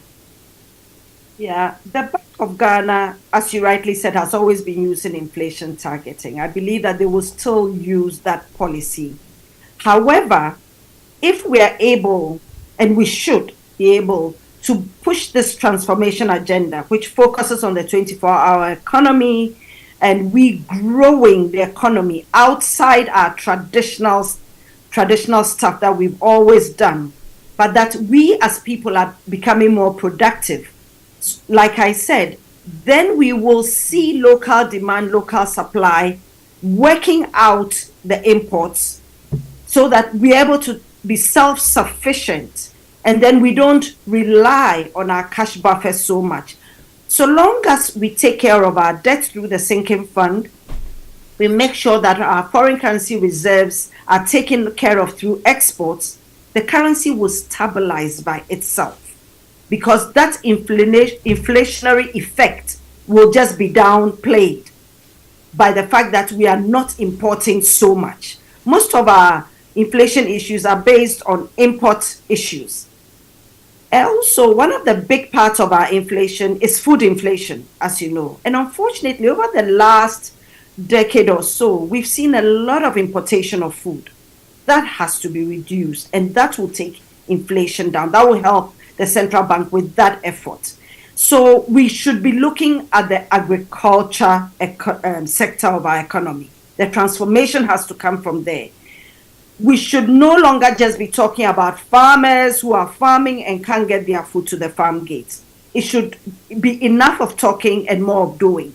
We must move that produce down. We must process that produce, give shelf life, and be able to export some of our excess, apart from feeding ourselves. We shouldn't be importing pepper, tomatoes, plantain, onions, importing those food items anymore. Those should come from here. So agriculture is a big part. Agriculture and agribusiness is a big part of the transformation agenda. And using some of these as raw materials in industrialization is going to be important. Now, this may sound simple to you or to anybody else on the street, but the idea is that we must become part of this agenda. Farming is no longer sexy, let me use that term, because the youth think that it's for the old people and nothing has come out of it and it never made anyone rich. But now it's going to. So we are going to really make agriculture look sexy. We are going to make agri-processing look really great, profitable. The government will create that enabling environment. We've been in office before and we know how this thing works. One may say, but you didn't do all of it, but we started it by creating that enabling environment. We will now take it to the next step. We've gained experience from being in office before. Okay. So we'll expedite that and get people into that growth through agriculture and industrialization. And then that will impact our currency for sure. I've heard this agro-processing being talked about. Now, can you drill down for us? And I know you can't do all of the products, all of the food items we have. What are the top 5 the NDC is considering in moving from its raw nature to being processed so that we can get the value we want from it? Top 5 food items. Top 5. But first of all, let's understand that we need to bring together harvests. We need to find silos to keep them. And then also we will need to process these things into products that have better value. And there'll be byproducts as well that will also have value. So one of the top of my head, which by all means we'll be tackling, because our African Development Bank is also promoting, is cassava. Cassava is going to be one of the big ones. It has many byproducts, and the end product itself too is food and will reduce food inflation.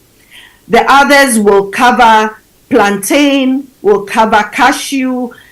They may not be new things. They may be the things we're already producing, but we need to take it to that next level. So the government will enable moving it to that next level. So it will be capital, seeking capital, financing to support farmers.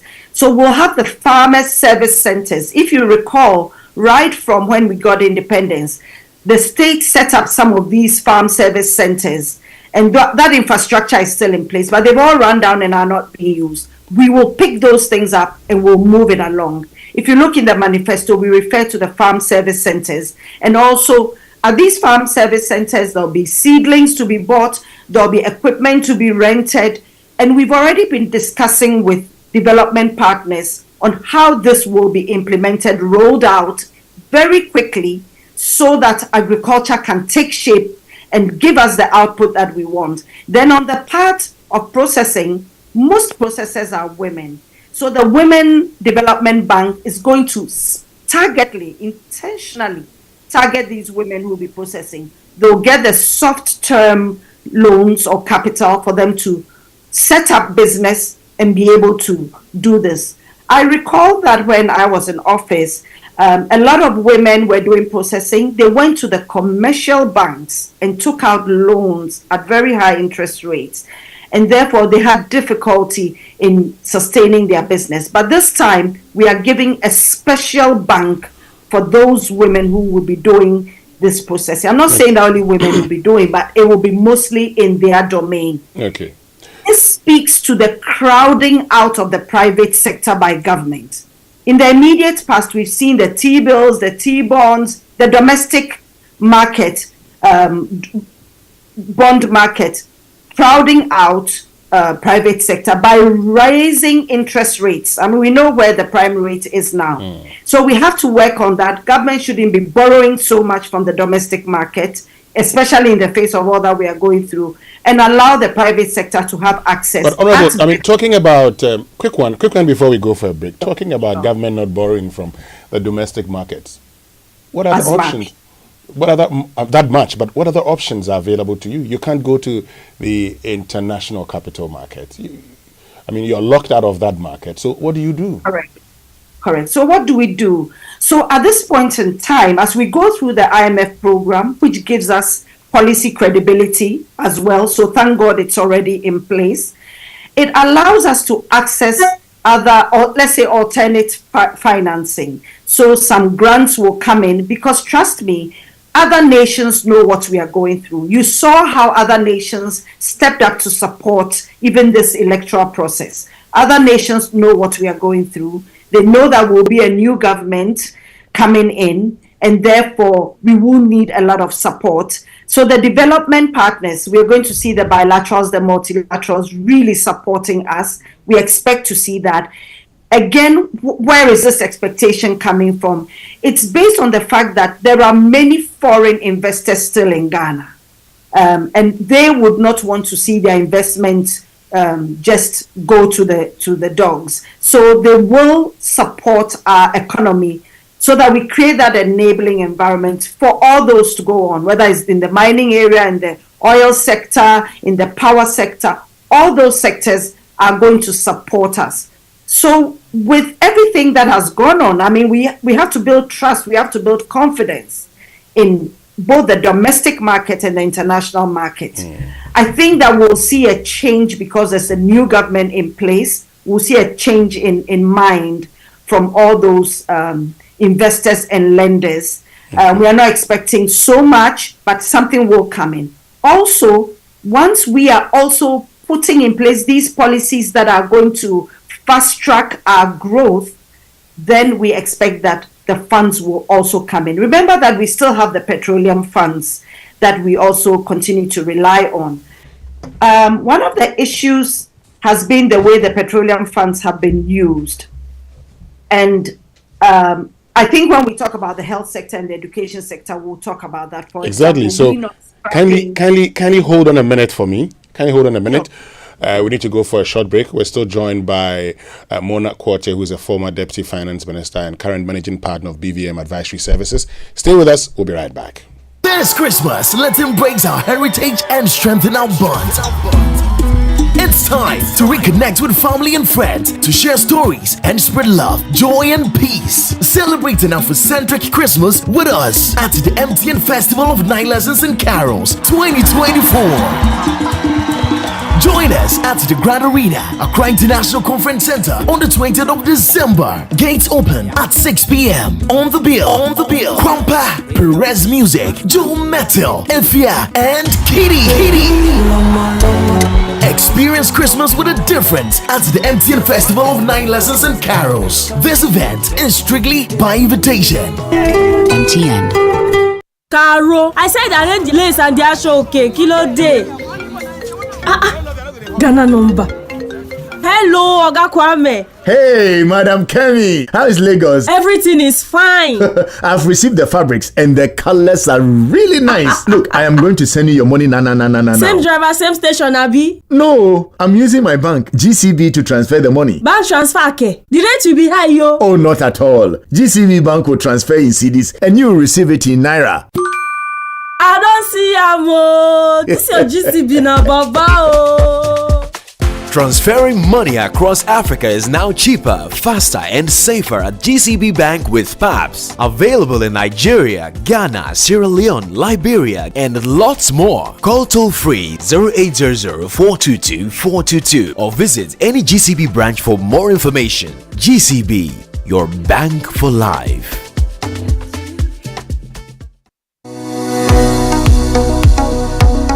Do you want to study abroad? I present to you Astolinks International. They give professional advice on study visas to the USA, UK, Canada, Australia, New Zealand, Ireland, and other European nations. They also advise on visa applications, general travel, and other immigration services. Call them on 0537 152 118 or visit them at 4A Pawpaw Street in East Legon. For more information, check out astolinks.net. Astolinks, pathway for success. If home is where the heart is, then let's go home, shall we? Let's go where the entertainment is, where the passion is, where the laughter is, and sometimes even the tears too. Let's go where we feel safe enough to share our opinions and send tweets, where we do that embarrassing little dance to our favorite song. Let's go home where the love, the care, and the joy live. There's no place like home. Connect your home to super fast internet with affordable data bundles from MTN Home. Visit broadband.mtn.com.gh or your My MTN app to sign up today. MTN. Logi Entertainment and Rattray Park presents the maiden edition of Event of the Year 2024. This music concert, Event of the Year, will witness the legendary Daddy Lumba, Black Sheriff,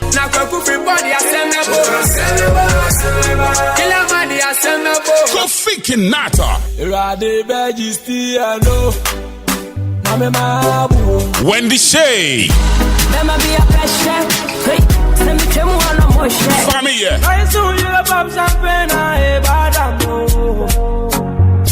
King Paluta, and many more. Performing live on the 25th of December 2024 at Rattray Park in Kumasi. Showtime is 7 p.m. sharp. For tickets and tables, call 050-6677-742 or 0244-602-800. This event is supported by Musically Yours and Logi Travel and Tours.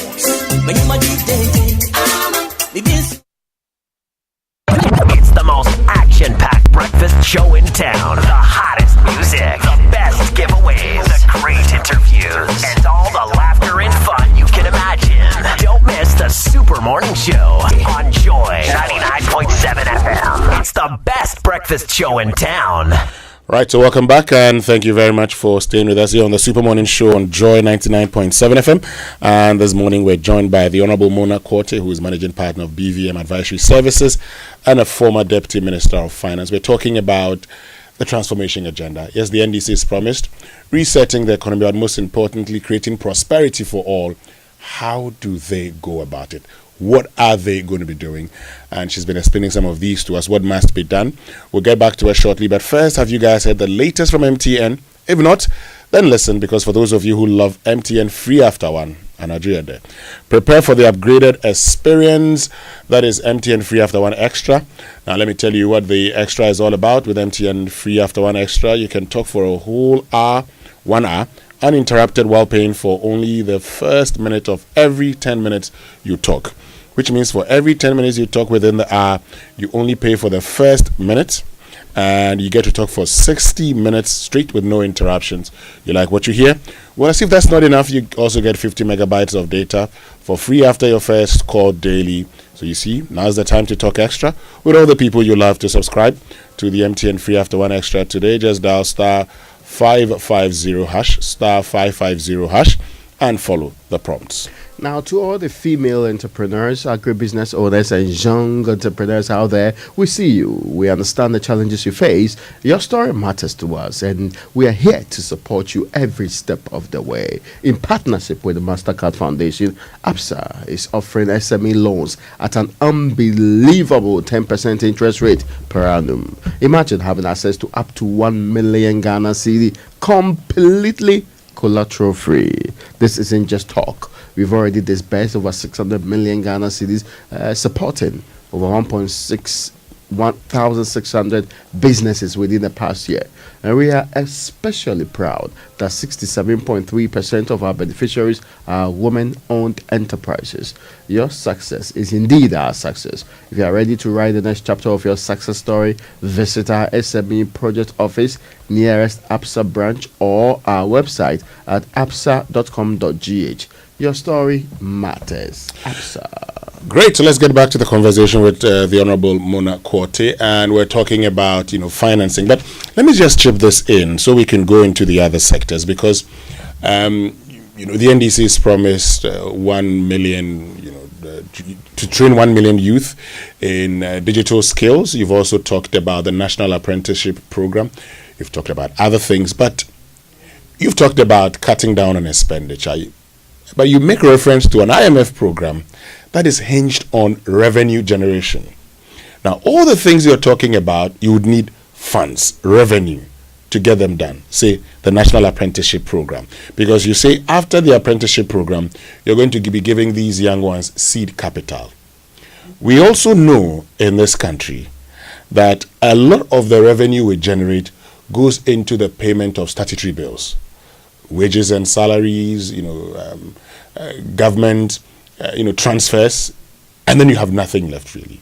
So how are you going to manage, bearing in mind that you're going to be cancelling, scrapping the e-levy, the COVID-19 levy, the betting tax, and all these taxes would generate over 4 billion Ghana cedis annually. How are you going to do this? Yeah, Winston, thank you. I think your question had the answer in it already, which is nice. So, as I've been saying all this time, is that we have tax revenue and we have non-tax revenue. So we have revenue that comes from our natural resources and from some of our investments and so forth. Now, you mentioned cutting of expenditure. Once we cut those wasteful expenditure, size of government, our SOEs also cutting their sizes, and fuel, there is massive wastage that goes on. And it's been going on for a long time. I'm not going to place it at any one government's feet. But government itself needs to become lean, efficient now. So once we cut that wastage, once we use the integrated financial system to make sure that we are adhering to budget, that expenditure, as it were, rationalization alone will save us quite a bit. So that's one. Also, those 5 taxes that we intend to scrap immediately, to be honest, they are nuisance taxes. They are not the kind of taxes that bring in so much, and yet they make people very unhappy, miserable, and really find life difficult to live. Our party, which is a social democratic party, is one for the people. and they are more important than anything else. So we have to make sure we give them some relief. Another area that relief will come to the people will be in the pricing of fuel. So those buffers that we need to put in place at all times to ensure that price of fuel is not running high or just crashing down all of a sudden, but it's fairly stable for them to be able to plan for life and for business, will also be in place.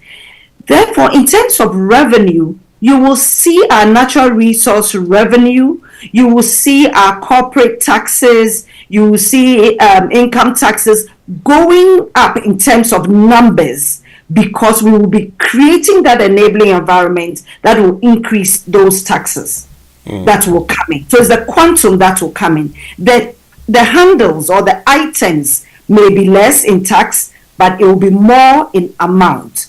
Also, the VAT regime is going to be reviewed seriously. And we mentioned that in our manifesto. The way it is now, it's just choking most people. A government is supposed to be compassionate. We talked about Bank of Ghana a few minutes ago. Bank of Ghana is supposed to make sure that the cost of living, prices of goods are reasonable. This will also be taken care of by some of these areas that we intend to target. So yes, taxes. Some of these taxes will go off, the 5 that we mentioned, but it will not impact total amount of taxes, because we intend to grow the economy through the agribusiness, through industrialization, through creating an enabling environment for not only domestic producers but foreign investors who are also in Ghana, and bring in the amount of money that is required to support a lot of the policies that we are looking at. Before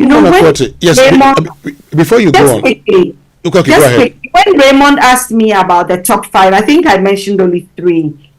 I wanted to add the other 2, which would help with food security. And that would be tomato, fruits, those kind of things that we eat as Ghanaians. You know, there are bear and so forth that we use for our food.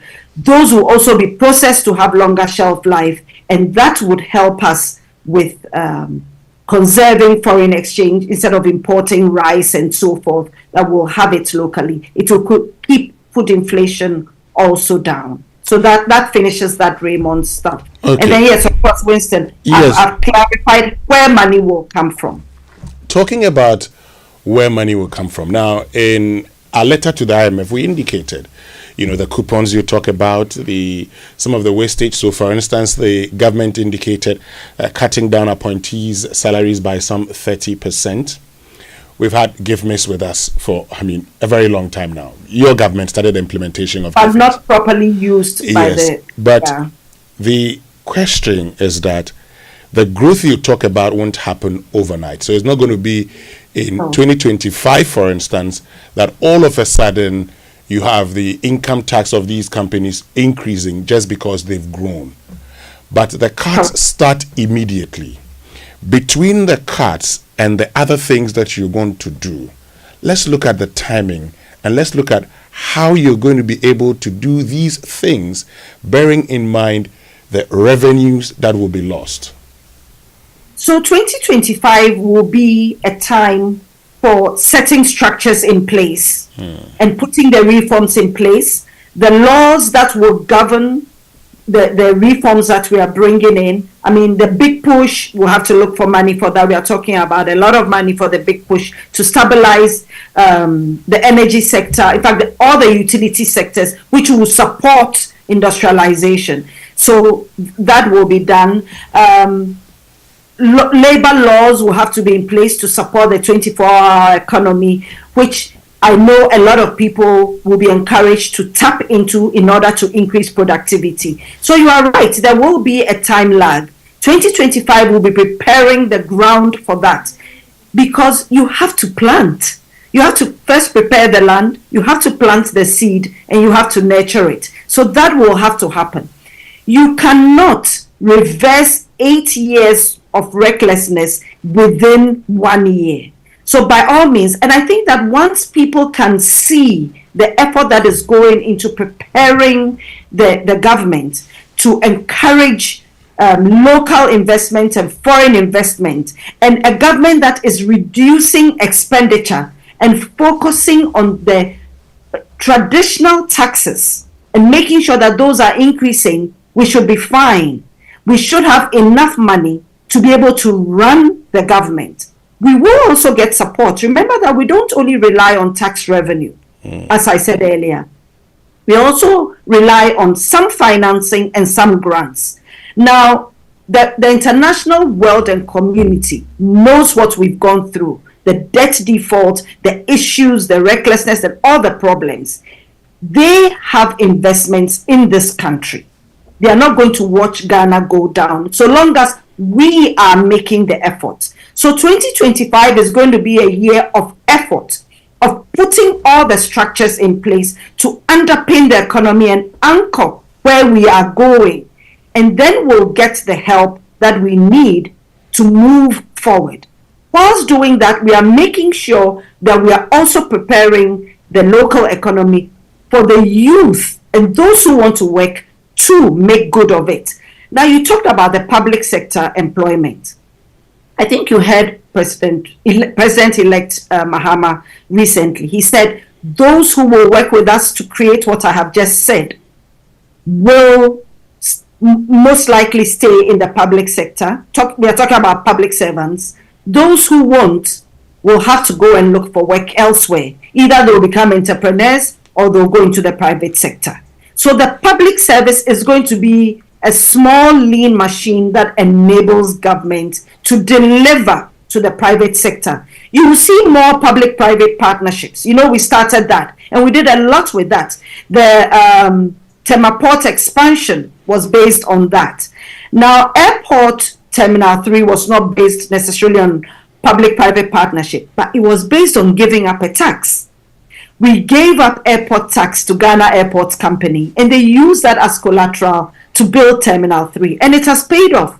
So sometimes when you give up certain taxes, the benefit is far more than what you gave up. And as economists, finance people, treasury people, accountants within the Mahama Opoku-Agyeman-led government that is coming, we are going to make sure that we leave a legacy.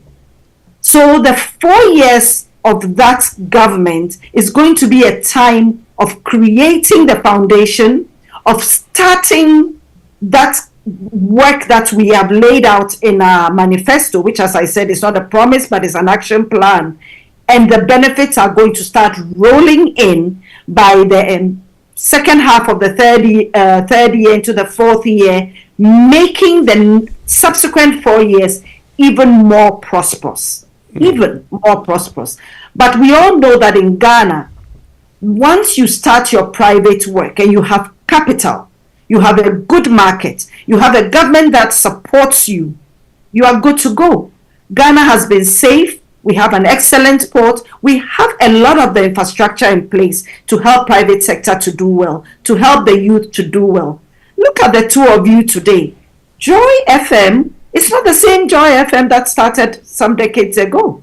It's now grown so much. You are all doing well now. And in fact, some of your people have ended up going to BBC and earning large salaries. So even if Ghana is a training ground and it is seen as adding value, then we know that for sure we have done our best for Ghana. Okay. So definitely some taxes will go, but there will be other sources of revenue that will come in to benefit the foreign investment that is here, to benefit local investment. And surely we can do well. We still have SNIT, who has struggled over the last few years, who invests in local business. So we will see that continuing because they need to rebuild their portfolio. And this time, there's going to be scrutiny on where they extend capital to. I'm sure you remember that SNIT even invested in an IPP, an independent power producer, who struggled this time. We're going to make sure that all those independent power producers produce, they're able to sell into the power pool. Key thing, Gridco and ECG. These are the bottlenecks. We now have the capacity, but the bottlenecks have to be debottled. So we will have Gridco revamped, all the equipment that they need so that they can work, because as we all know, electricity does not have legs, it must go through cables. And then ECG, the privatization of the management of ECG. ECG will always be a national asset, but the privatization of the management will be done again. I believe President-elect Mahama spoke about it recently. So that will happen to ensure that bills go out on time, they are paid on time, so collection will be important. Also, that the meters that we use are not making people unhappy, but that there is proper usage, proper billing, and people don't talk about Usain Bolt types meters and things like that again. So whilst we are doing all this, we're also going to be looking at the poor and the vulnerable in society. The social protection programs are still going to go on because all our fingers are not equal. We're going to make sure that those people are taken care of. I believe we started that. If you remember 2013, that was a very difficult year in Ghana. But if you remember end of 2014, 15 and 16, a lot of work was done. In 2017, 18, 19 was fabulous. And yes, a new government took credit for that, but government is a continuum, so it doesn't matter. The key thing is Ghana wins. The key thing is Ghanaians are made comfortable. So the bread and butter issues are going to be important. Whilst we do all these reformations under the transformation agenda and roll out policies, we're going to make sure that Ghanaians who want to work are as comfortable as policies. No more hangers on and people looking for free money and waiting for a cocoa season of politics to get money. Those who want to work will benefit from what we are about to do. Well, talking about those who want to work benefit from what you're about to do, the unemployment rate is about what, 14%? Yeah, 15%. Yes, yeah. 14%. Within the next 4 years, what percentage are you reducing it by, or the plans that you have in place, what is it likely to reduce it by? I think you said this earlier in the program. I'm not going to call a number. It's going to reduce, but I'm not going to call a number. Most people will be working. Most people will be working in the private sector. We're going to encourage entrepreneurship through the apprenticeship program, through the Jumara program, where business startup policies, will be in place to help people with startups. We are going to do the digital initiative. We're going to leverage of ICT. The youth are into ICT. We're going to leverage on that. So most people will be working. I think one of the things that we have to think about carefully is overheating of the economy. And I know you may think I'm being ambitious, but that could easily happen. And we could see inflation etching up in the last 2 years of the Mahama Opokajiman economy, because people will be working and there'll be more money chasing fewer goods. And that's why production is going to be important, so that whatever money supplies in the system can feed into the demand, and we have production to take care of that, and we have export also to take care of that, so that we don't end up with any, an increased or elevated inflation. As you know, as employment goes up, inflation also generally follows. So we'll work on that to make sure that we're able to supply into demand, and that will be through the 24-hour economy policy, through the big push and so forth. So basically, we will expand the economy. We will expand the tax net, not by going straight out to try and force people, but get the informal sector to grow to the extent where they are comfortable being in the tax net. Get to the stage where illegal miners are comfortable being registered, trained to do things properly. Get to the stage where climate change is important for us, so that we are not dealing with perennial floods. We are not dealing with even new acts of nature, because those risks are there. The risks that are associated with climate change, and that could end up making us spend money on unforeseen stuff. Even health issues that could come up, we need to manage those. If you remember, when Ebola attempted West Africa, took some parts of West Africa down, Ghana was protected. Unfortunately, with COVID, we were not as lucky, but still we could have managed that even better. So all those risks are going to be mitigated as much as possible as we grow the economy. The next 4 years is about growing the economy. The results will most likely be seen in the final year, which will be an election year anyway, and you know what happens in election years. But I think most of the benefits will be seen in the subsequent years. Most of the benefits, yeah. Forgive me, when the NPP was coming into power in 2017, in its 2016 manifesto, it promised a double-digit growth rate. We know that that never happened. What is the promise of the NDC in terms of growth rate? I think we will continue to push for the single digit at least, and if we are able to do double digits, that will be a plus. But we are not going to overpromise and underperform. In our case, but people would like, forgive me, people would like something to work with, estimates they can actually plan their future with. Yes, so I'll what give a is range. the NDC targeting? I'll give a range. The range will be anywhere between 6 to highest 10% growth rate.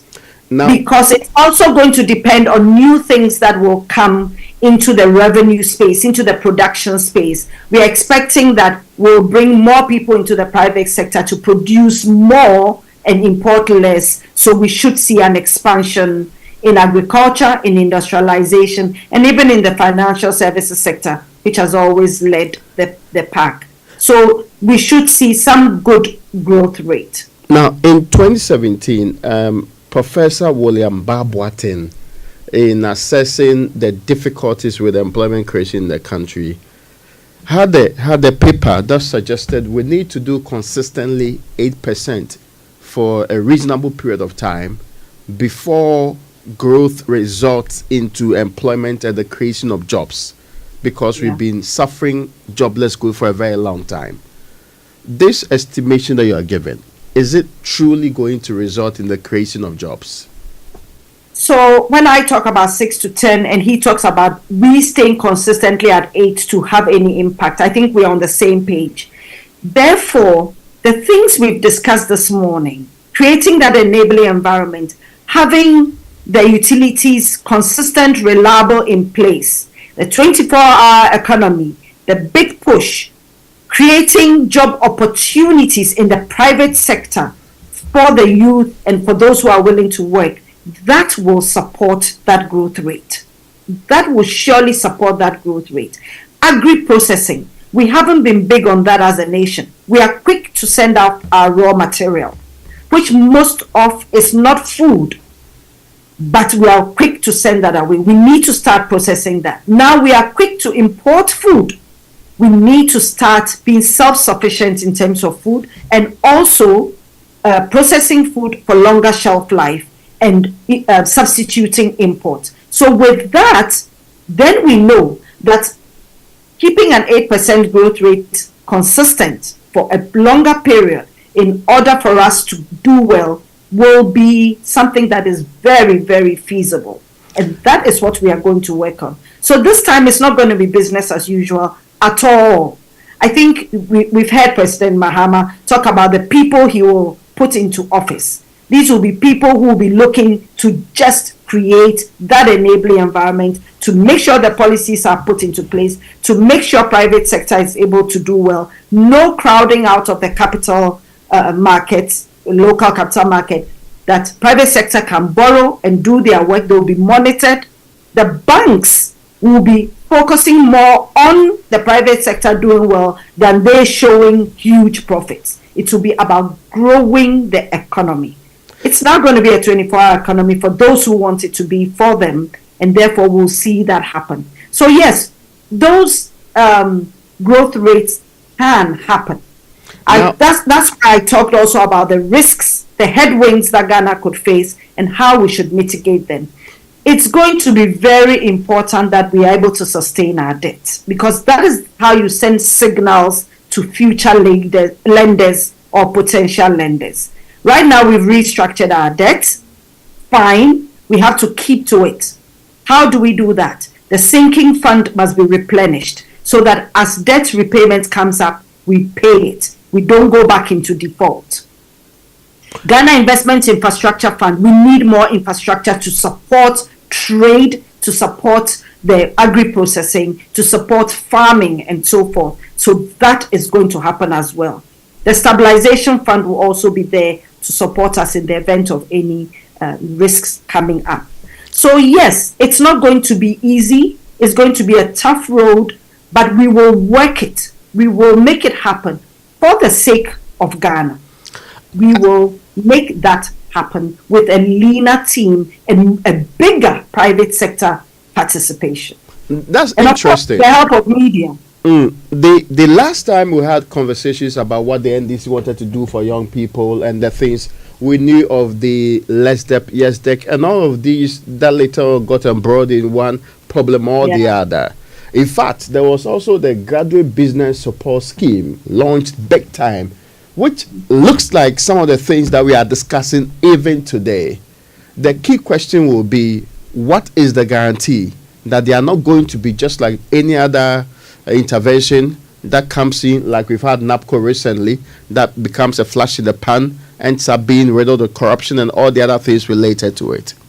Yeah, I'm glad you mentioned that, because really the policies will sound similar and so forth. So the devil is always in the details. It will be in the implementation, in the execution.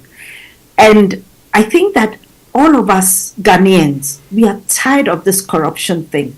In as much as a lot of us still think I want to get rich fast, we are also a bit tired of all this corruption business. We are going to hold people accountable. So, first of all, I think you remember that in our manifesto, we talked about Operation Recover All Loot. We talked about forensic audits. There's going to be a serious state of the economy assessment. There's going to be forensic audits. So people are going to be put on alert that, look, you cannot be in charge of a program, mess it up, and think you can walk away. You cannot be in charge of public procurement, mess it up, and expect some clearing agent to clear you. It won't happen going forward. So this time, the awareness by even Ghanaians and non-Ghanaians on corruption and on how execution is done is heightened. So that's where there's going to be a difference. We are going to see execution done differently from the past. It's not just going to be a grand opening and then that's it. There's going to be accountability, transparency, and there's going to be an eye on how we do things. In the past, it's done and everybody just goes to bed. But now, people are going to watch. And we expect feedback from the beneficiaries of some of these things. Solid feedback, which President Mahama is not going to take lightly. He's been in his vice presidential role and presidential role for a long time. I think by now you all know how Professor Nana Jane Opoku-Agyeman operates. She's straight to the point, no nonsense woman, and she's not going to deal with excuses. You deliver, you perform. Key performance indicators are going to be held high. If you don't, you are out. So as for the policies, anyone can come up with policies. I agree with you. Yes, talk is cheap, but it's how you do it. And we want to leave a legacy this time, a solid legacy of a strong foundation. We all know that the fundamentals of this economy is flawed and we have to change it. And that's what we are doing. So we'll drill down, we'll dig deep, we'll make that change, and hopefully others will grow off it and make it stronger. So it will be in the execution. I have a question that's being prompted by what the former Attorney General Nia Iko says. He's asking me to ask you if there is no freeze on employment due to the IMF program, and if so, how do you give employment to the youth?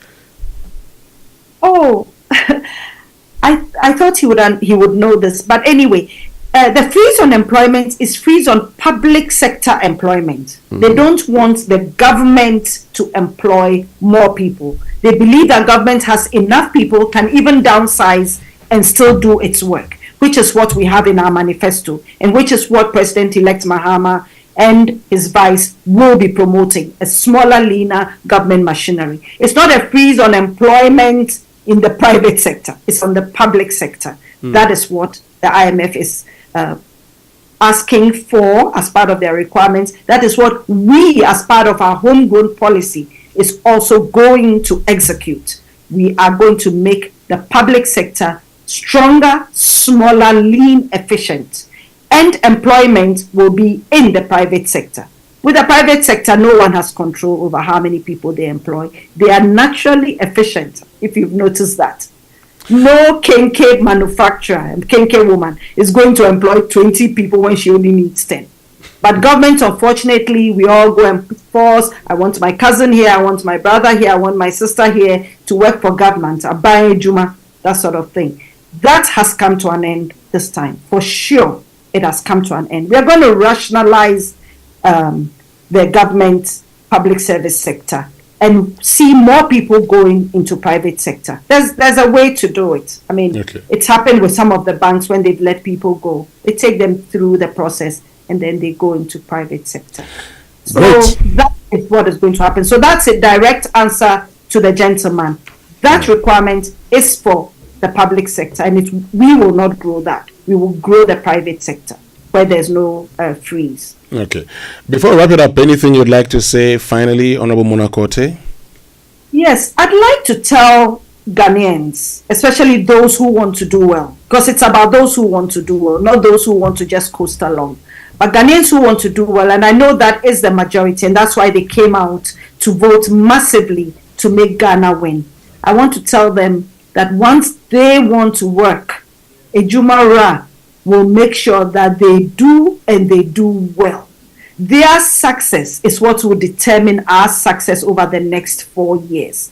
If they don't succeed, we would have failed. It's like a teacher taking students to an exam. If they don't pass, it's the teacher who has failed. So we are going to make sure that Ghanaians do well in the private sector. And the private sector, which long ago President Kufuor talked about being the engine of growth, we are not saying it will necessarily be the only engine of growth, but it's going to be a big part of it. So we emphasize that mantra. The private sector is going to be a big driver. The government will enable that drive, and the private sector will take it to that level. I'm always proud when I see the Tema Port expansion that we did on that basis and how well it has helped the Tema Port. We want to see that in all other sectors of the economy. I mean, we see private hospitals, we see so many private institutions who have done well. And that is where the pride of government should be and will be by the end of President John Mahama and Vice President Nana Jane's term. Will be a compassionate, kind government who will make sure that people do well. It's about people, not about a few egos, but about people doing well. And I believe that that is what you will assess our performance based on. So thank you very much for this opportunity. Thank you very much. The Honorable Mona Quartey, who's Managing Partner, BVM Advisory Services, and a former Deputy Minister of Finance. Still have you on the Super Morning Show on Joy 99.7 FM. But you know what? I want you to reward yourself with a prime investment. Choose from a luxurious one-bedroom unit or a spacious investment studio at Eminence Court, a premier development by Nestor's Homes, located in the heart of the Tema Community 26, just behind Palace Mall. This eco-friendly community offers exceptional rental yields and strong capital appreciation. Experience the epitome of luxury living and smart investing at Eminence Court. Key features: off-plan price starting from $35,000, fully furnished, delivery in 3 months, prime location, sure rentals from Airbnb. Don't miss this opportunity to create a lasting legacy. Call us today on 0531014440 or 0531014447, or visit our website. That's nestus.com.gh, or follow us on social media at nestusgh for more information. Now, are you a graduate from the University Polytechnic College of Education and Nursing and Midwifery College, or you have completed senior high school and you are looking for the opportunity to study your dream course abroad? You can study in countries like Australia, Canada, UK, like Winston, US, Ireland, New Zealand, and many more. These countries have an excellent reputation in teaching and research. You can also work part-time to support all your studies and get up to 4 years post-study work visa when you have completed successfully. That's the entire government term, 4 years. Yeah. Application for general. Yes, a government is in office for 4 years. Yes. Yes. Application for general. That is the certainty. 4 years. Yes. After you have to go for renewal. Yes. The people may or may not. Of course. Yes. Application for January 2025 is ongoing. Contact Astolinks to get information about admission, scholarship, as well as how to get or secure your study visa today. All that you need to do, you can walk into their office. Astolinks is located at 4A Popple Street in East Legon, and also you can call them on phone 0265 341 070. Visit them on their website astolinks.net. Astolinks, your pathway for success. Stay with us. We'll be right back. It's the most action-packed breakfast show in town. The hottest music, the best giveaways, the great interviews, and all the laughter and fun you can imagine. Don't miss the Super Morning Show on Joy 99.7 FM. It's the best breakfast show in town.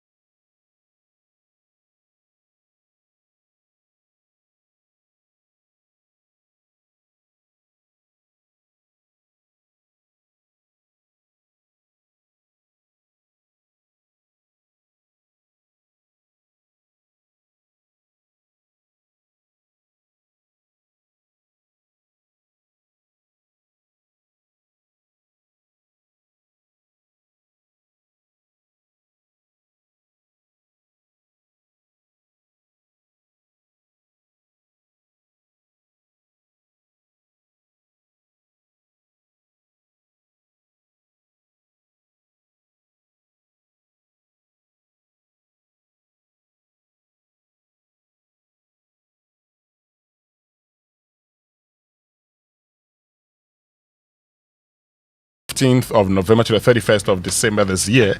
So please, Kingdom Books and Stationery is giving you a whopping 10 to 15% discount on all furniture at their furniture shops, Tema Community, near Community 4, Head Office Akweje's, Takrady Market Circle, Cape Coast University Bookshop, Spinters Road near APSA Atomic Center Point Mall, Winneba University Campus, KNUST and Santasi in Kumasi. You can also shop online, kingdomstoreonline.com, hurry while stock lasts. For inquiries, contact them on the following number: 0501 620810 or 0302 2764101, or email info@kingdomgh.com. Kingdom Books and Stationery Limited, where quality and affordability are assured. Terms and conditions apply. Now, this year, SIC Insurance PLC's AGM annual general meeting will be held on Tuesday, the 17th of December 2024. That's tomorrow. This at 10 a.m. at the Assemblies of God head office, Ringway Estates. It will be in a hybrid format, either virtually or in person. It's our pleasure to invite you to join us virtually using these tools. Simply go through this process. Visit sicinsuranceagm.com on the 17th of December 2024 at 9:45 a.m. To enter the meeting, type in your 5-digit unique token number. That's the tokens. Voting would be done using the unique token number provided. Please do not share this token number with anyone, as it may compromise your vote. Thank you so much. So get ready for another exciting and memorable time with the family as we bring you yet another fun-packed edition of the Joy FM Family Party in the Park. Set in the Ebri Botanical Gardens, families will once again be treated to lots of bonding and fun activities such as cooking competitions. Is it tug of war, tug of peace? Tug of war, that's how we call it. Sack racing, tug of peace competitions, musical chairs, dancing competitions, and many others. Guess what? We're taking it a notch higher this year. There'll be a whole food village, and you know, once there's a food village, I will be there. There will be the Daddy's Corner. Daddy's Corner, you know, the pork, yes, kebab, and the related daddy's things. Yes, pork kebab, supplied by yours truly. Yes, Just bring small money and come and buy one. The way you are putting your own advertisement on the main advertisement. Everybody chop for your website. Yeah, Mr. Fuga is listening. Oh no, he's already given me the permission. Oh, okay. So there'll be a whole village for your favorite food brands will also be present. So you do not need to bother about food. So we'll be at the new game village also. Will be lit with assorted 3D games, FIFA. Raymond, you play the FIFA games? At my age, there, I can't be playing these things. And many others. So my it's Christmas. Are plenty. I don't know how to play any game. Yes. And Santa will be there with his bag of goodies for the family. Camido, Kwampa, Kwabna, and many others will mount the stage to light up the party. The Joy FM Family Party in the Park is simply the place for the family this Christmas. Mark the detail. It's because it's on the 26th of December 2024 at the Ebri Botanical Gardens, 9 a.m. Tickets going for only 200 Ghana cedis for a family of 6. To purchase tickets, use the short code *714*003*3# and select party in the park. Opt for family pack, confirm number of tickets, and wait for the prompt to make payment. It's that simple. It's *714*003*3# and select party in the park. The Joy FM Family Party in the Park is brought to you by Frital Cooking Oil. You deserve a life of goodness. Fortune Low Fat Spread for bread, always on point. DBS Roofing Industry, your roof expect. Piva Beverages, a taste you will love. Aquaba Bottled Water and Velton's Beer. Joy FM Family Party in the Park, creating memorable family moments. I had a Sega Genesis, the game, but I don't know. Do they still make games against Sega? I don't know, but I had a Sega Genesis. And the last game I recall ever playing was Grand Theft Auto. Yes. But since then, I've outgrown playing games. I mean, clearly, and also related ones. You know, that's why I felt you was not my good friend. No, this game. Yes. Logi Entertainment and Rotary Park presents the maiden edition of Events of the Year 2024. This music concert, the event of the year, will witness the legendary Daddy Lumba, Ghana's all-time best. Black Sherif, a new musician on the block, King Kofi Kinata, and Fameye and King Paluta, all representing. Wendy Shea will also be on the list, and this is happening on 25th, right? So This is happening in Ratri Park in Kumasi, so you have to fly there as early as possible and be part of this all-time best. Look at the line again. The lineup is made up of Daddy Lumba, Black Sharif, Kofi Kinata, Fameye, Kim Paluta, Wendy Shea, and many, many more. And the show time is 7 p.m. on 25th of December. Yes, the Christmas day. For advance tickets and tables, call 050-667-7742 or 0244-602-800. Anywhere Lumba is big. You can come to the front desk of Adome FM or dial star 714 star 003 star 4 hash. This event is supported by Musically Yours and Logi Travel and Tours. Media partners is all platforms here at the Multimedia Group Limited. Great. Some 3 minutes to 10, which means that's all time with Alas here on the Super Morning Show on Joy 99.7 FM on behalf of the team led by Sammy Odami. My name is Winston Amoa. My name is Raymond Aqua. We hand you over to DJ Wobete, but keep listening to Joy on 99.7.